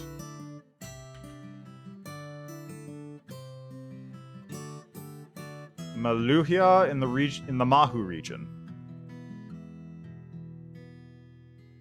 I mean, that's fine. All right. Get male or female, which is there a difference? Yes, the difference is how you hold your arms. Men hold their hands in their chins, women stand in like an A pose. That is the only difference between the 2 genders. I can be a Smurf. Literally, I can be a Smurf. Actually, you know what? I'm going for this. Why not? Wait, is there like a... There's no like... There's no red hats.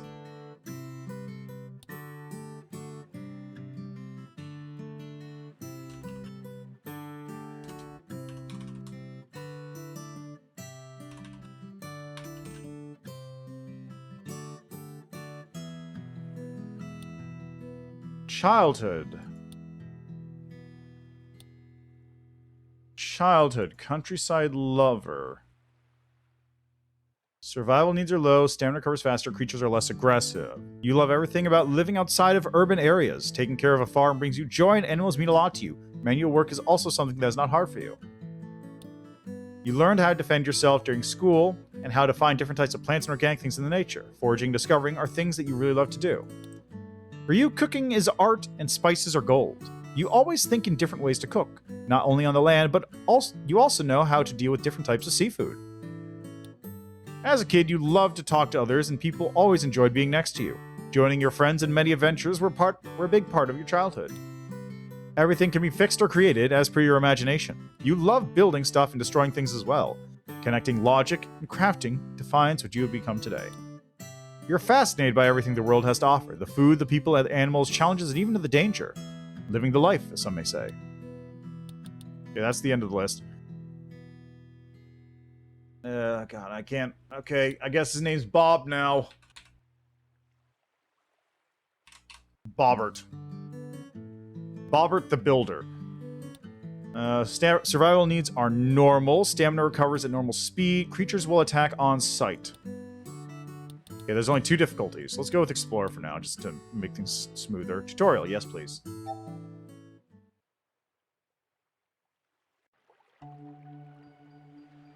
Oh hey, it's the opening for Below. You grew up so fast. Home is very personal, and you'll have your home. I know your parents treated you well.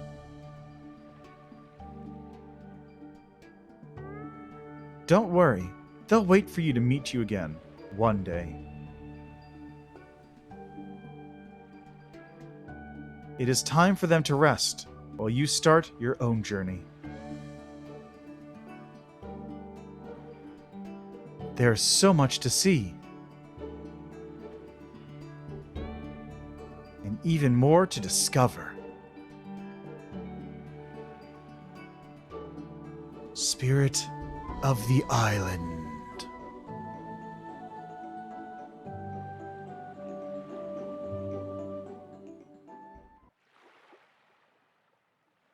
I'm gonna be real, I couldn't make out half of the images going on in the background there. They were a little too opaque.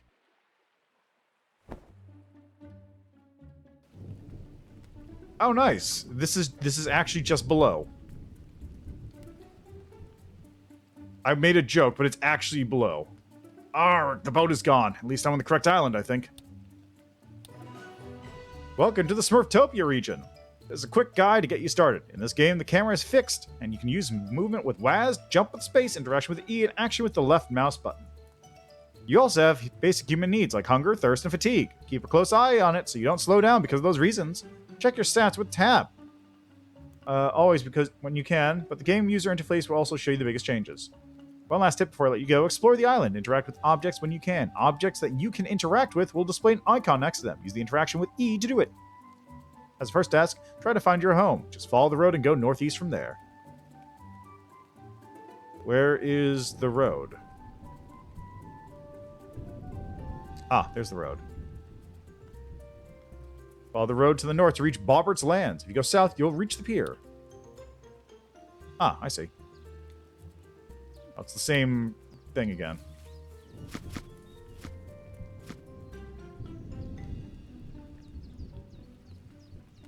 I can sprint. Good.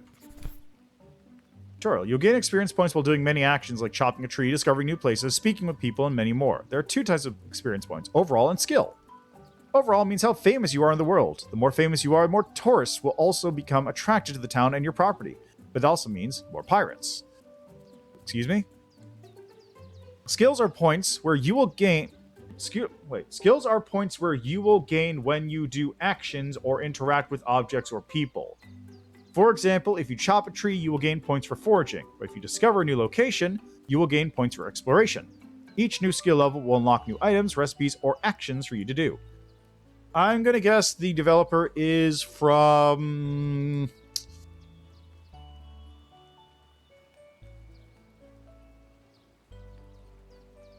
Eastern Europe.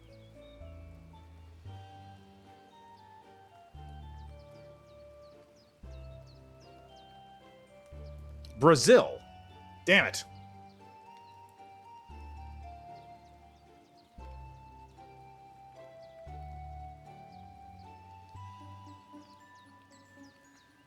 I wasn't even close. That's not even close. Places discovered 1. Festivals visited. Creatures defeated. Pirates, fish, items sold, harvested, times fainted, tourists record. As you can see, there are many places to discover. Each time you find a location, you'll gain some experience points for the exploration skill. There are many more skills for you to unlock and upgrade.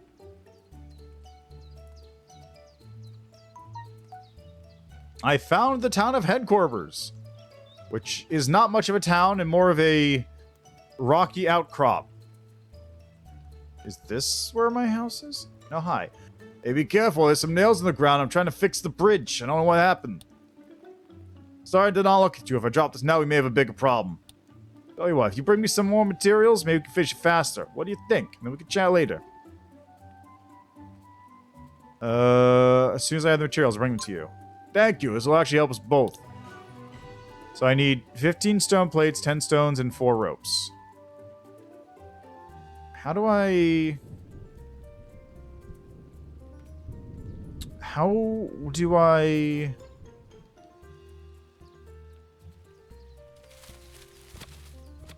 Okay, I got an apple.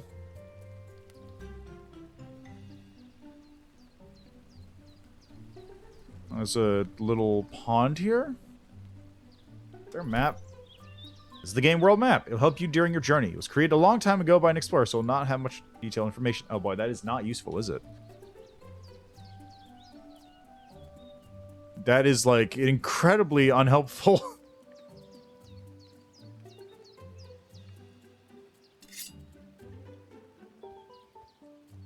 Okay, well, that's not it. Oh, hey, ooh, there's something here. There's something here.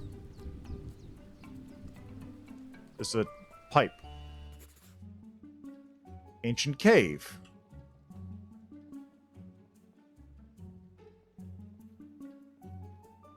There's not much to do inside caves in this down, but expect different creature items and secrets in our full version. We have screenshots and videos in our social channels about it. Cool.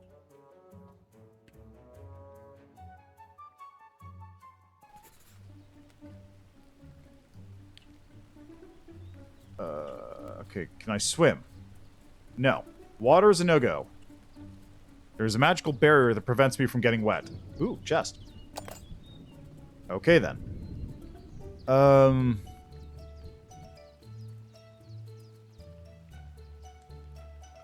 So, given that it's a game about exploration, I'm not going to, like, ask for waypoint markers or anything, but I would like to know where my house is.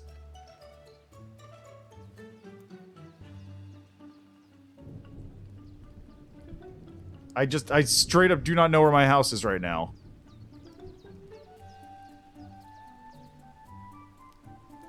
And I don't see it on the map either. This is...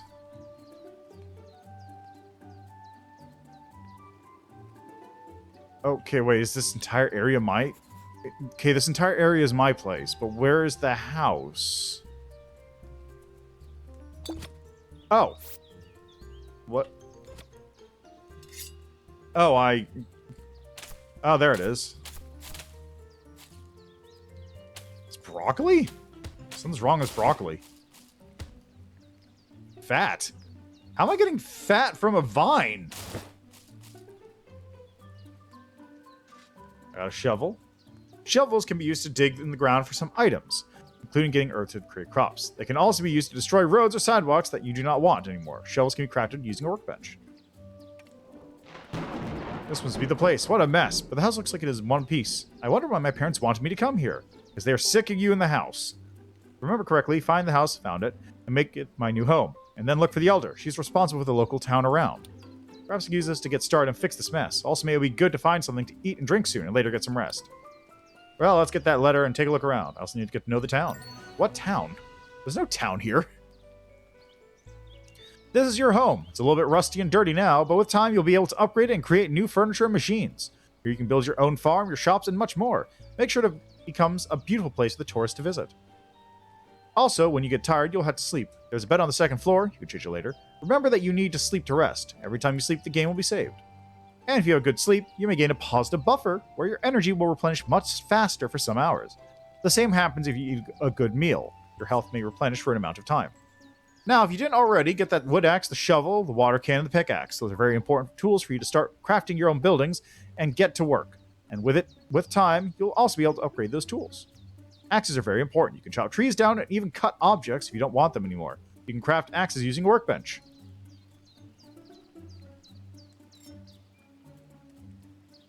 To build new objects, buy animals, or craft items, you will need to use a hammer. Hammers can also be crafted or you can buy from a trader. With a hammer equipped in your quick slot, just select it and use the creation menu input key, which is B, which is an odd one. A menu will show up for you with types of buildings and objects to create. Watering can. If you don't have more water for your watering can, you can get more from rivers or lakes, not from the sea. Your watering can can be used to water your crops. Later, you may unlock some items to speed that up. Just go to a lake, equip the watering can, and use the interaction button. Okay, that's a lot of words. Are we done? I think we're done.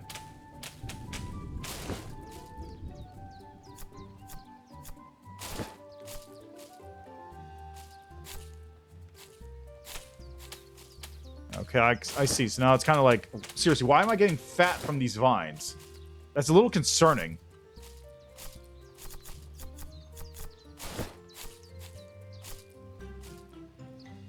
Okay, so I'm tired. This is your new house, Bobbert. There's so much more for you to see and know. We do not say much. Also, when you find the elder of Smurfville, she might explain to you what the bottle with the message inside is about. Her name is Tal, and she can help you. First, take a look around. This is your new property, your new home. We hope you can make new friends here and have a good life. With love, Mommy and Daddy.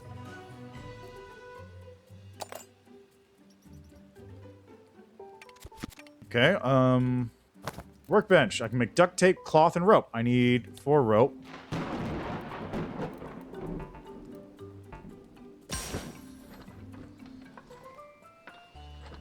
Oh, it's auto crafts? Okay.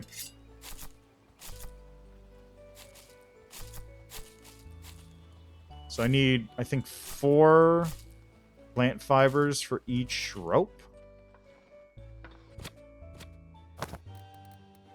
Yeah, I need 4 plant fibers per rope. So I need 4 more.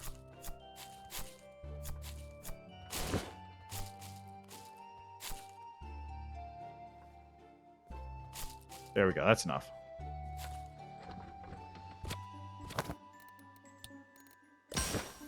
There we go.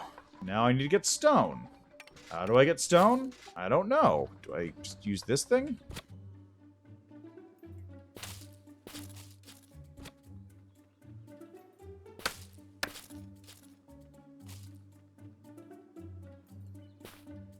The answer is no.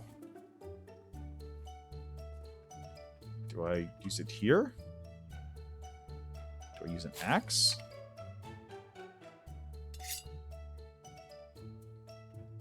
Uh-huh. I guess south now. Because the pier is directly south, if I remember correctly. Oh, no, it's bees.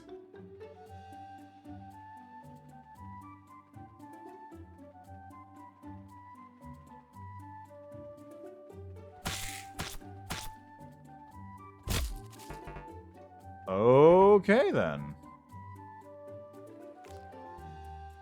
So the pier should be around here? It's probably over this way.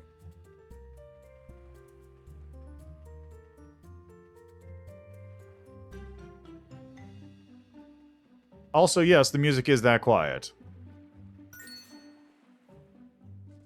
Oh, this place looks like a dump.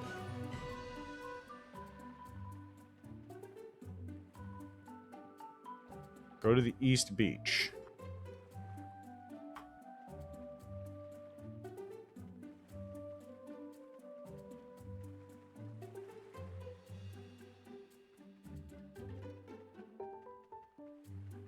Also, I don't look quite Smurfy right now. Like, I look... Yeah, it's hard to see that I'm blue. Dabba-dee-dabba-die.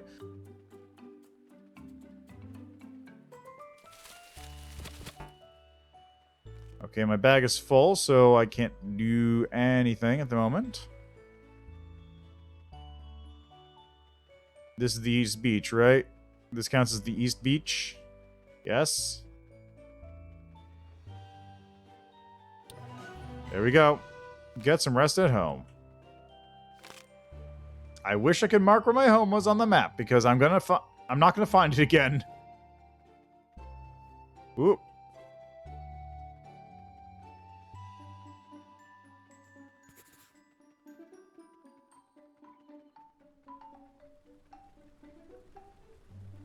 Okay, there's that thing. So where's the house? The house is... Where is it?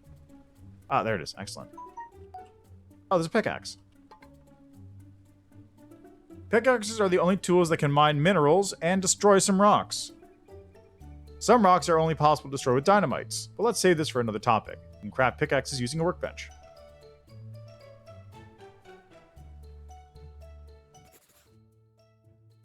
Hey, oh god, this is a dump. Why is there a broken TV in here?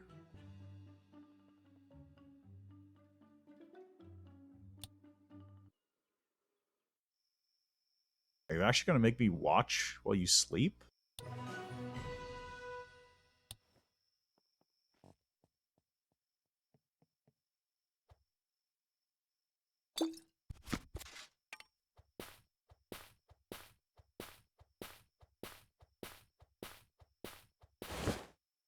This is the correct way to get rid of your trash. By the way, don't do this on your television. This is a terrible idea. Don't just chop TVs with an axe. That's a good way to get yourself electrocuted. Okay, I can't just hold it, thank God.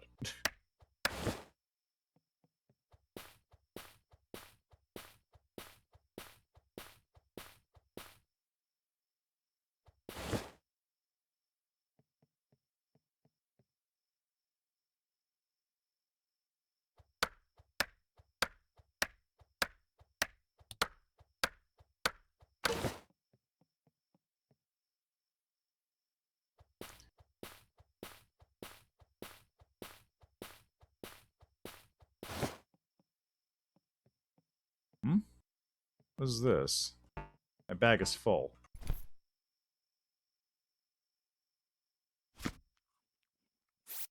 I ate a mysterious mushroom. I guess that's fine. Don't worry about it.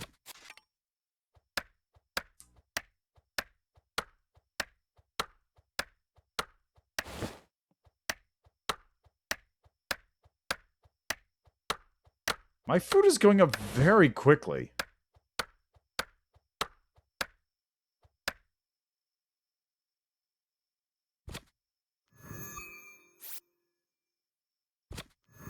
Like, that was... I ate, right?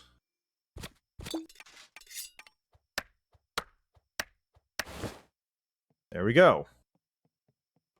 Alright, now I need to get some stone and wood. Okay, I also need to get the pickaxe on my hotbar. How do I do that? How do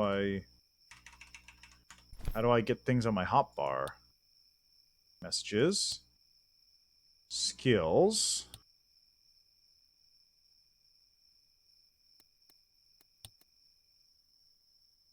How do I... Oh! So... Iron pickaxe... 4? Yes. Okay.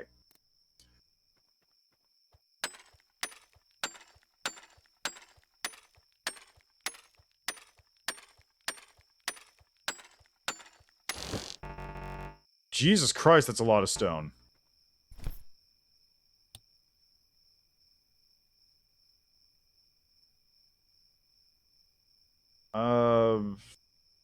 Fat. Do I need fat? What? How do I store things? That's what I want to know.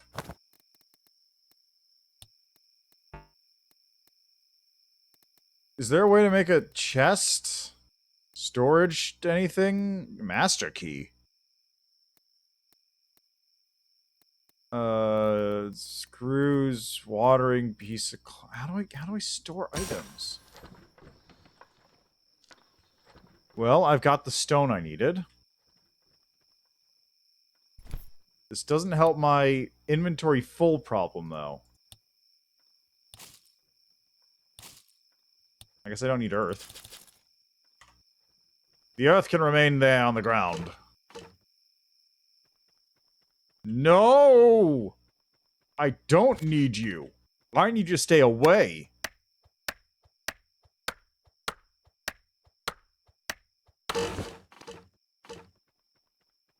You stay on the ground. Okay, so I need 15 wood plates. How many pieces of wood do I need to make a wood plate? It's a 1-to-1, it looks like. So I probably need to cut down another tree.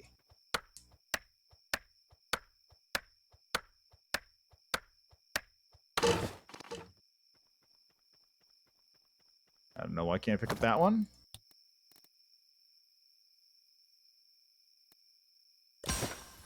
Oh, it's actually 2-to-1.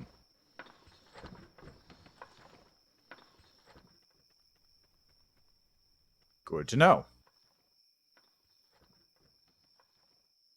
Anyway, this gives me all the stuff I need, and then I can go meet that dude and get what I need. Why is it taking so long?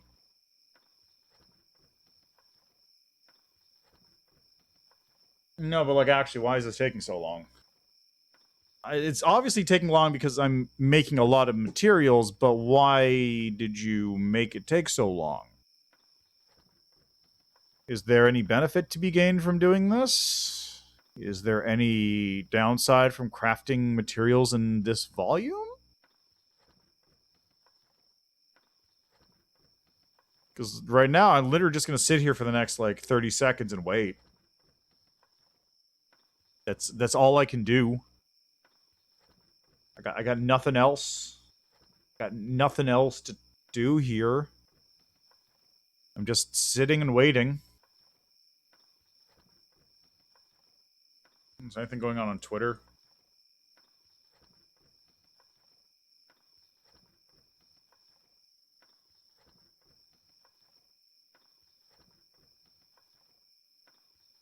Nope. Oh, it's done.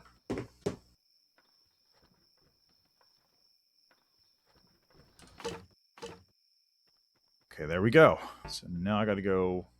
The wood is teleporting to me for some reason. Okay, this is... Yeah, it kind of has that feeling. Oh. Yep, here you go. I'll go speed this up. Go get some rest in your home. The next day will be ready, I'm sure. Pray. Yeah, I was kind of getting in that same feeling. Like, the idea, I think, is to be a more complicated Animal Crossing. So it's Animal Crossing slash Stardew Valley. What the hell? Like Animal Crossing, Stardew Valley with like a little bit of some sort of town sim in there. But...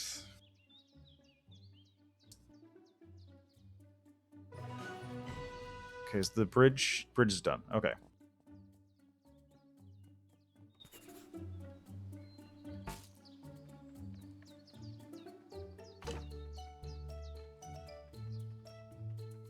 It's it feels a little bit too complicated for its own thing, to a certain degree. Like, Animal Crossing works because it's very simplistic. All you're doing is you're exploring your island and learning about the people on there, and you build up your house, and that's it, right? That's pretty much the entire game, and it works within that loop and does everything there. Stardew Valley is all about farming. You just build your farm up, you use money to get more farm stuff, and you do all this stuff, and it's basically self-contained. There's a little bit of extra stuff in there, like the romance and the dungeons and whatnot, but generally speaking, it's all centered around building your farm up to be the best farm. This one, it looks like it's trying to do everything. It seems like it's, okay, so you got farming, Stardew Valley, but also Animal Crossing, but also there's like island management, so you gotta get tourists in here, and also there's enemies running around and pirates, and you gotta defeat the pirates, and who's this dude? Oh, it's John. I'm just trying to get to know everyone. My name's John. Okay, remember, if you spare coin, I can always hear, haha. I'm begging. Please feed me, I'm hungry.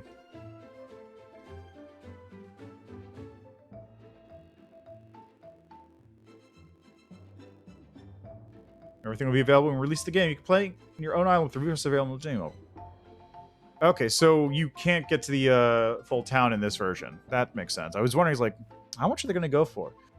So, of course, I can't say 100% sure if that's how far it's going to go, but it feels like it's trying to do that. I think I had a similar issue with Hako Life, although that one was more of a... That one felt more focused on just the Animal Crossing part, I believe. So basically all I can do is just hang around on my island and explore. So, okay, this is the demo version. I believe the full version is out. Let's see. Yeah, the game actually came out 5 days ago.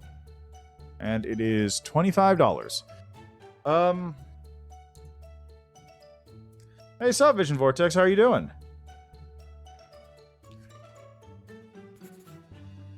Sort of. So, okay. So here's the individual parts that seem to be in this game, right? You've got Stardew Valley, because I got these seeds here. I can plant carrot and wheat and lettuce and broccoli. So I've got seeds. So you can farm stuff, you can make a farm, you can build a farm, you can probably sell those things. Or you do that, and then also there's exploration, survival, literally running around the island, finding new areas, leveling up your skills, doing combat, fighting monsters, fighting pirates off. Plus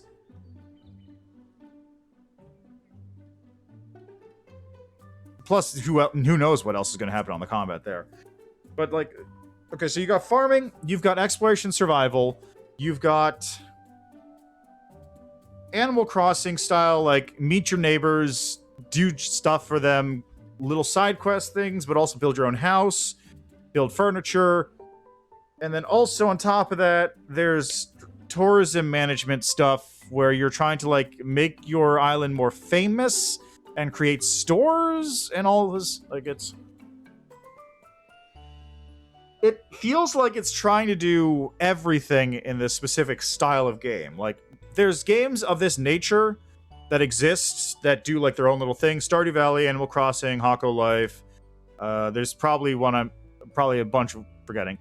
It's Animal Crossing plus plus plus is what it feels like.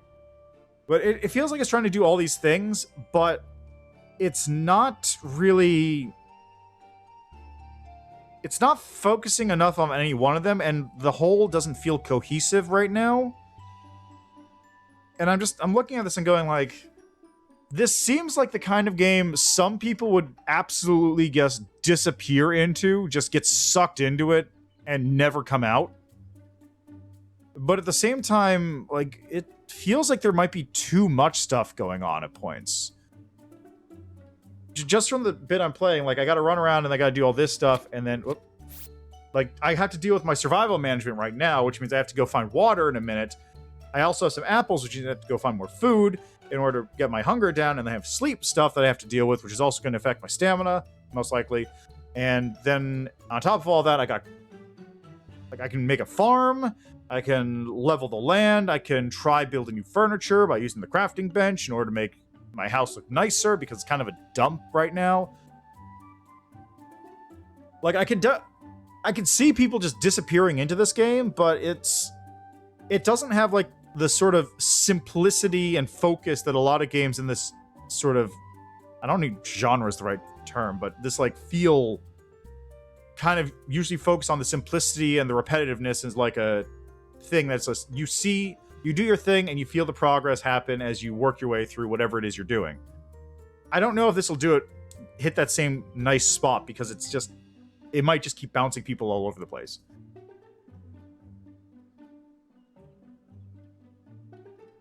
Yeah, that's fair. Yeah. Yeah, exactly. Just... For games like Animal Crossing and Stardew Valley, I said this before, it's really great because they focus on specific aspects.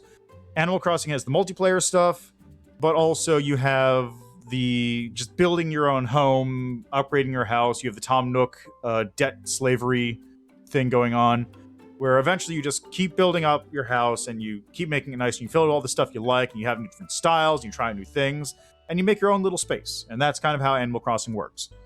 For Stardew Valley, it's you build the farm up, you make the farm more successful, you do all the stuff, and then there's the ancillary stuff next to the farm, but the farm is the main focus. Everything is the focus. And I don't know what to make of that. Like, kudos to the developers for their ambition, but I don't know, maybe I'm just not sold on it. It might just be a me thing. Maybe somebody's looking at this game and going, oh my god, this is every game I've ever wanted in one. You know what this kind of feels like, actually? This feels kind of like Craftopia. Wow, that changed very quickly. It feels kind of like Craftopia, where it's... It's like the Omni game, but then the actual game itself is kind of, what even is it? Like, Craftopia has guns, it has motorcycles, it has planes, you can craft, you can Fortnite your way up to buildings, you have RPG adventures, you got dungeon diving, you got combat. You've got mechanization. You can farm cows in order to turn them into hamburger patties by using a giant automated conveyor belt system that plucks the cows from the field and dumps them into a cauldron. But the game itself doesn't feel very good. Because it's everything? Yeah, exactly. Jack of all trades, master of none. It feels like this might be there, but again, this is a demo version. Maybe the full game is significantly better. But that's just my 2 cents for playing this little bit of a game. I don't want to be too harsh on it. Also, the like little mistranslations are kind of awkward at times, which is like, you need the dynamites. You can clearly tell the developer is not English.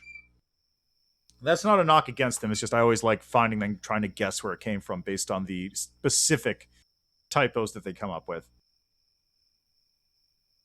Which I'm bad at, by the way. Yeah, exactly. They're not an issue. It's just it's funny when you see one. It's because like, was this game... Which country was this game made in? I wonder, actually. So, this is kind of, I'm just kind of spitballing here, but I kind of feel like different countries tend to have different, what's the best way to put this? They have different, like, game design philosophies that tend to come through on whatever game they're designing. Like, just as an example, the term Eurojank exists, and you can, like, kind of go, okay, I sort of understand what that means. If you play a game that's made in, like, specific parts of Europe, you can feel the way it plays. I mean, that's true, too, yeah. Native developers aren't any better off. In fact, they have even less of an excuse. But, like, but just as an example, like, an Eastern European game has, like, jankiness where usually they'll throw in a lot of subsystems which are implemented fine, but make it so that at any given time you have to take care of like 5 different things that are happening, like at any moment. Or there's like, it's basically like 2 or 3 different similar games smashed into each other, kind of like this, which is why I said Eastern European at the start. Games made in Russia, not Russia, because Russia's Eurojank too. Games made in China tend to be like a little extra, which I feel like is a lot of the stuff for anything made in China, like manga, animation, games. Where like it's like you do the flashy stuff, or the game's fine or whatever, but it just feels like a little bit extra. Like whatever they're doing, they're trying a little too hard. It's not like it doesn't fit itself. It's just like it's basically the difference between like if you see like that scene where like the guy does like the slash where he does the slash so fast you don't even see him return the sword to his sheath, and then the guy just like gets cut in half. Like that kind of thing. If it was like made in a Chinese game, the guy would then explode into like showers of light that would cover the entire screen. That's what I mean by like it feels extra whenever they're doing stuff. American games are the ones where you have the character talking to themselves 90% of the time. That's a good profile for them. And I'm getting a feeling, because I think, I'm pretty sure Temtem is also South American, isn't it? Temtem... Let's see, I'm pretty sure Crema is also South American. Oh, no, they're in Spain. God damn it! God damn it! I completely exposed myself. Wait, Crema made Immortal Redneck? Wow, that is a big difference. Anyway, I was gonna say, like, I think that, like, it kind of feels like Spanish developers then, I guess, because this and Temtem feels like you take a thing that somebody's already done, like Pokemon, Harvest Moon, Stardew Valley, Animal Crossing. I'm about to go to sleep. And then you sort of add pluses onto it. Like, you just go plus, plus, plus, plus. Like, Temtem has Pokemon, but also dual battles for everything, and also always online, and also it's an MMO. Like, that kind of thing. This is Animal Crossing, but also Stardew Valley, but also... Fame Manager, let's say, because I don't really know how in-depth that thing goes, plus survival mechanics. Just, it's kind of interesting to see, like, these different things that sort of seem to be trends across regions. Oh, did they? I actually haven't been keeping track of it. Temtem is an interesting idea marred by the worst idea, which is making it online. Temtem being always online is actively a detriment to the game experience, in my opinion. Like, not just because of, like, the bugs between playing the game and then, like, server issues. Just, like, having to always be online and deal with other people, like, running around just kind of feels weird. And then because it's an MMO, effectively, the design of the game is also off, because MMOs tend to focus more on, like, go to this place, do this thing, and you have to travel across the world, and it's more about, like... This is just a general MMO thing, which is why I don't like MMOs a lot, because a lot of them fall into this. It feels like a lot of MMOs are just travel to this end of the map, travel to this other end of the map, and just keep ping-ponging yourself around this big open world with not a lot in it. Like, you'll have pockets of things happening on occasion, but you never really come across them. You just kind of travel in a straight line, and you put on a podcast while your character auto-runs to the location, and then when you get there, you're good. Like, it's just... that's how it feels a lot of the time when I play an MMO. I've yet to play an MMO which doesn't feel like this. And Temtem had that feeling in it, despite it being a sort of Pokemon-style zone thing. It was weird. I just didn't like the design of it. Like, the actual Pokemon fighting stuff is fine. Ooh, really? That's unfortunate. Didn't they do an update or something recently?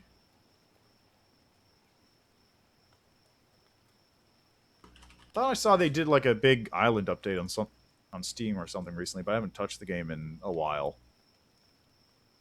Still in early access after 2 years. That's not a good sign.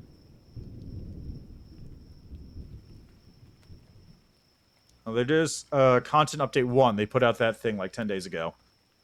So, who knows? I haven't been keeping track of it. Fair enough. Alright, anyway, I just wanted to try out this game because it looked interesting, but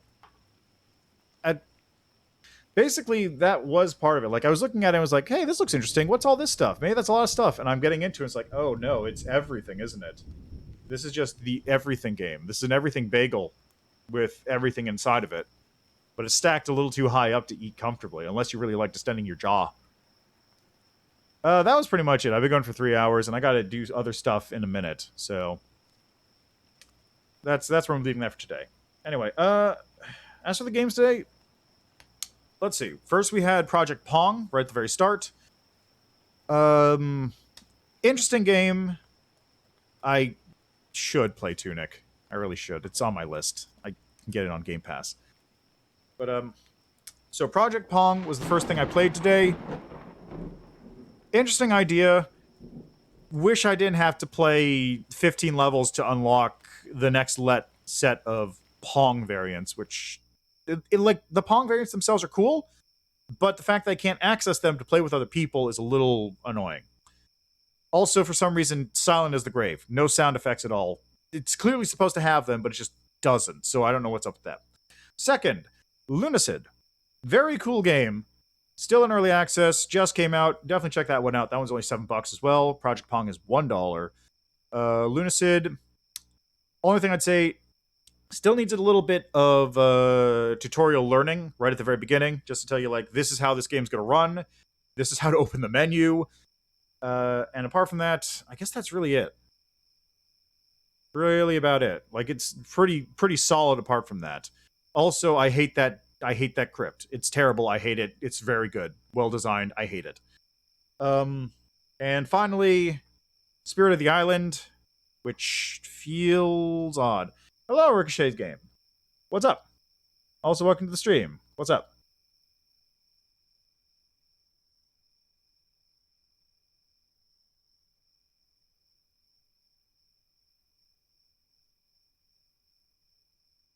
Oh yeah, Spirit of the Island. It feels like it's an everything bagel. Not for me, but maybe somebody would love it. In this game? I do not know. My only guess is... oh, whoa, you move really weird when you're sleepy. My only guess would be... because it mentions the axe is used for that. Oh, I'm starving to death. Sick.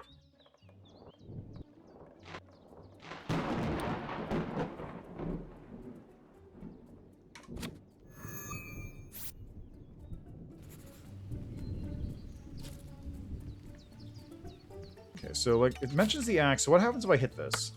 I can't break the only workbench I have. And I'll make another one.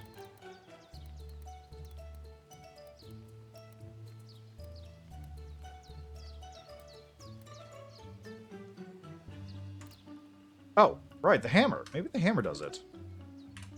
Let's see. Hammer, let's put that on slot 2.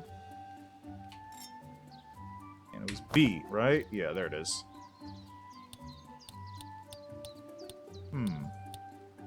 Small garage.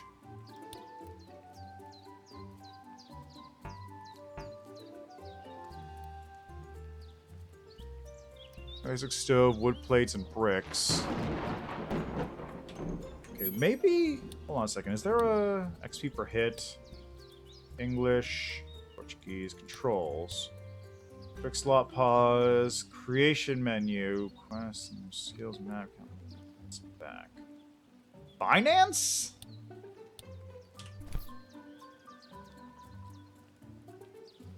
Oh my god. Diary, relationships, Tony, John, calendar. There's the map. Yeah, let's see if I... Oh, if I just click, it does this. If I click anything, it does that. Yeah, I have no idea. Sorry, dude. Like, I'm literally playing the demo. I have no idea. Anyway, good luck finding that out. Anyway, yeah, that's where I'm gonna leave that. This game seems like...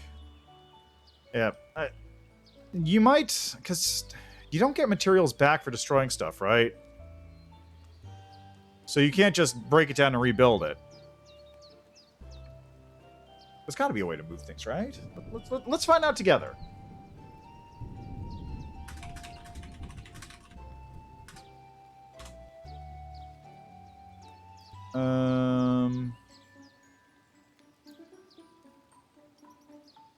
How do you move items that you have placed?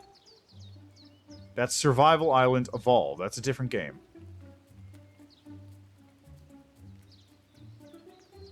Let's go to the discussions.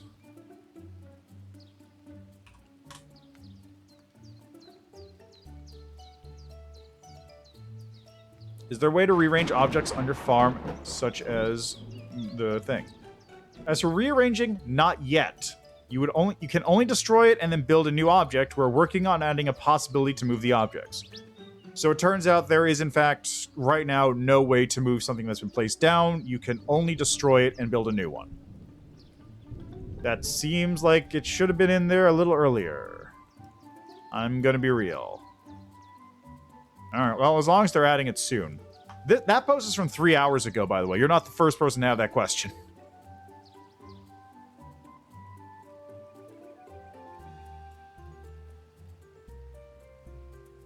I mean, it'd be easier if you could just, like... If just doing that refunded you. That would fix the problem. I'm just saying. Anyway. Yeah, that's where we're going to leave that. So, as always, thanks for stopping by. Thanks for checking out the game with me. Go check out the games yourselves. This one has a demo. Maybe you'll enjoy it more than I did. Maybe it'll click with you better. And the other two games are cheap enough that I basically say they have a demos. Project Pong is $1, and Lunacid is $7. Like, that game is going to have more than enough content for that price as is. And it's still in early access, so check that out. Anyway, I'll be back tomorrow with, I believe I was going to do... Was I doing Anno tomorrow? I think I was. Pretty sure tomorrow's Anno. I can't see my schedule. I can't see my schedule. There's a schedule. I didn't have it on my schedule, but... Oh no, he's doing it Thursday. Alright, I'll figure out something to do tomorrow. Maybe Tunic. Tunic might be a good one for that. So, enjoy the rest of your day, evening, night, what have you. Check out some games, and see you next time.